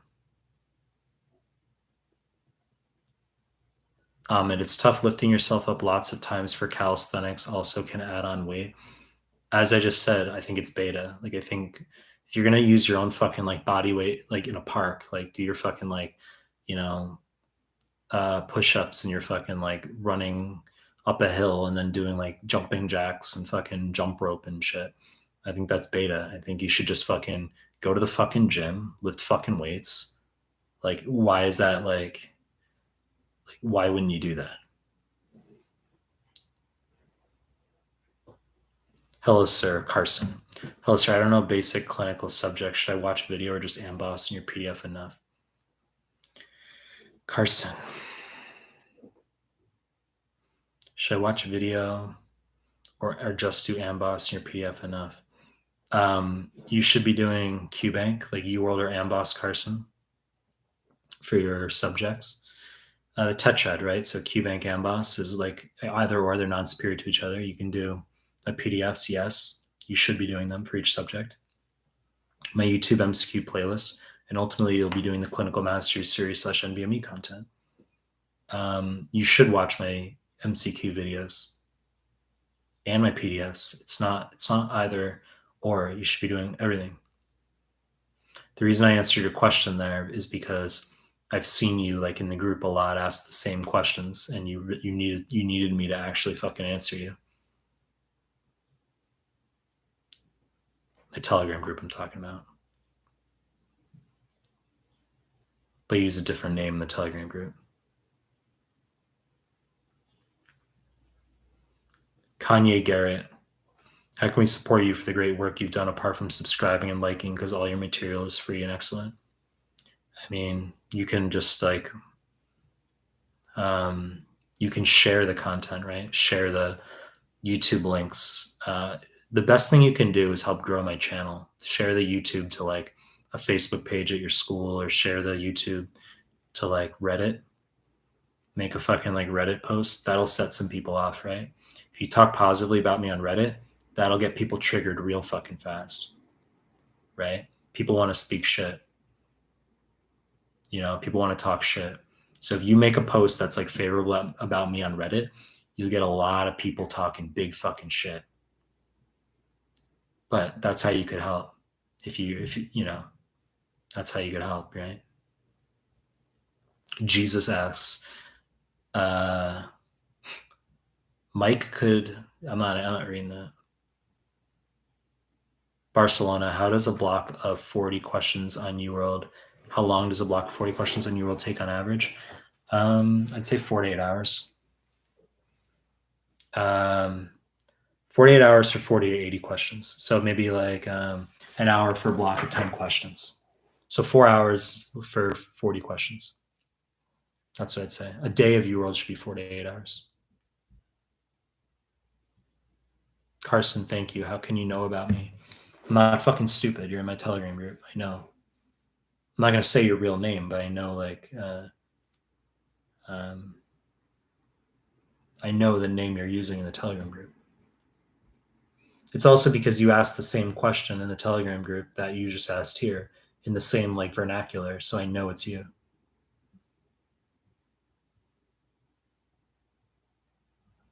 Here we go. Nas AN is getting real fucking heated right now. As an ex-Marine, I have to disagree about the calisthenics, dude. Come on, man. You need to know better. Bigger left ventricular cavity is better than a thickened left. Well, I can run, dude. I've like done a lot of fucking cardio. I said right now I'm bulking, but like I've done a lot of fucking cardio.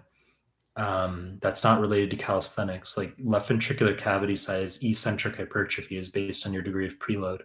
So if you're like a marathon runner, triathlete, cyclist, that's all about preload. That's not fucking calisthenics. If you like running up and down a hill, doing your fucking like, your jump rope, okay, that's your cardio. But like, I mean, I'll run on a treadmill for like half an hour straight. Like, okay. But I lift. I'll do like 2 hours of lifting. I'll do abs and then I'll run. So I get the lifting in there. Ahmed, the reason for that is because I haven't really had like interest in doing that.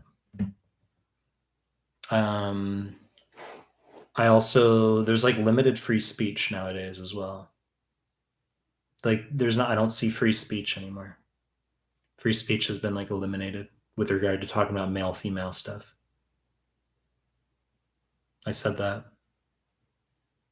I mean, like, look, you have to respect like rules of a platform as well. Like when they get into like free speech purist type stuff, like they talk about like, companies have their own like free speech, quote unquote, where like they are allowed to decide, like, they have the right as well to decide what they want on their platform. And like if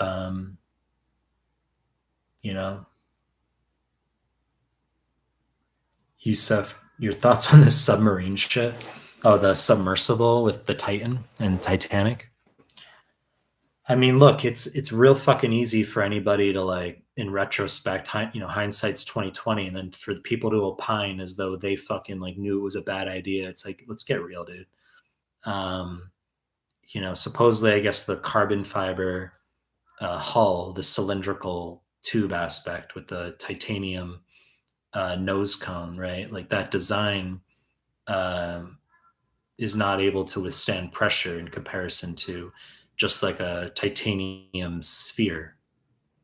Okay, so I mean that apparently, and the idea that like, they describe it as like the submersible is like a slipshod, assembled with more like rudimentary parts that you can find at like Home Depot or something. I mean,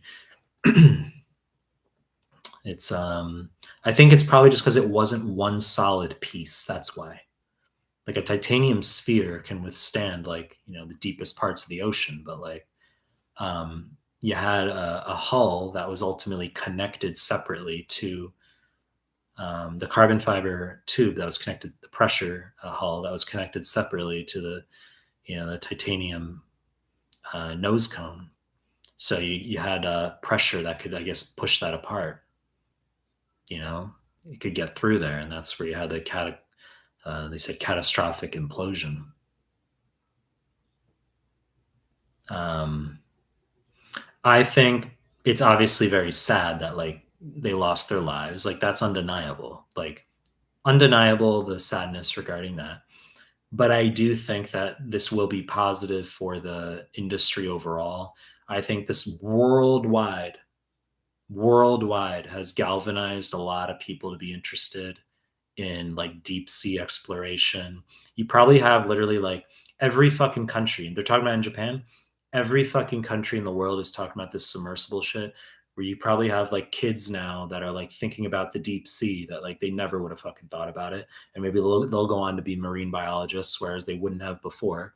So you've these five people who lost their lives, they actually have given massive positive contribution to the world in terms of now they have incited future interest for sure in deep sea research, deep sea exploration, engineering. So they gave their lives for a positive cause.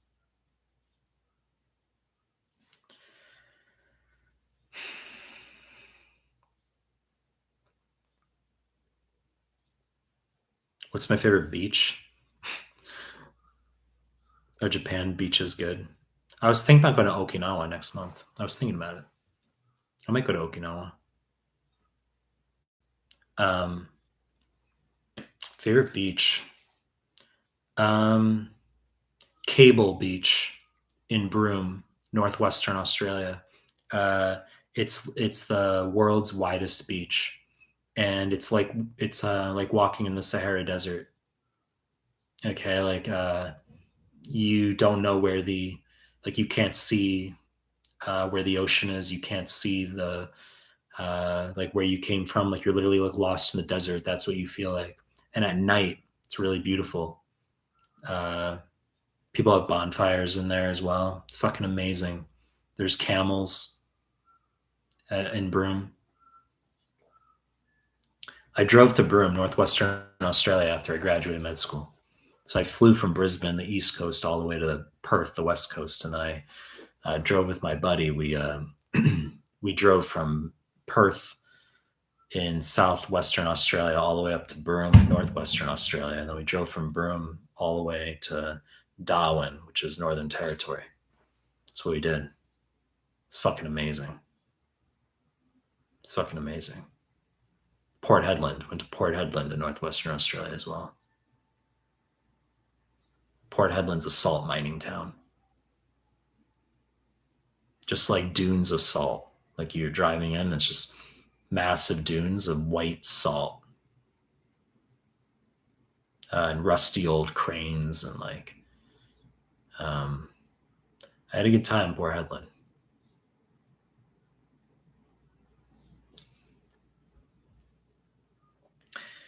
Guys, I've been doing this for 3 hours and 8 minutes at 6 a.m. here. 3 hours and 18 minutes at 6 a.m. here. So I'm gonna have some food. I'm gonna have some. I gotta like shower, shave, all that stuff. All right, guys. So obviously, I'm gonna do more of these live streams.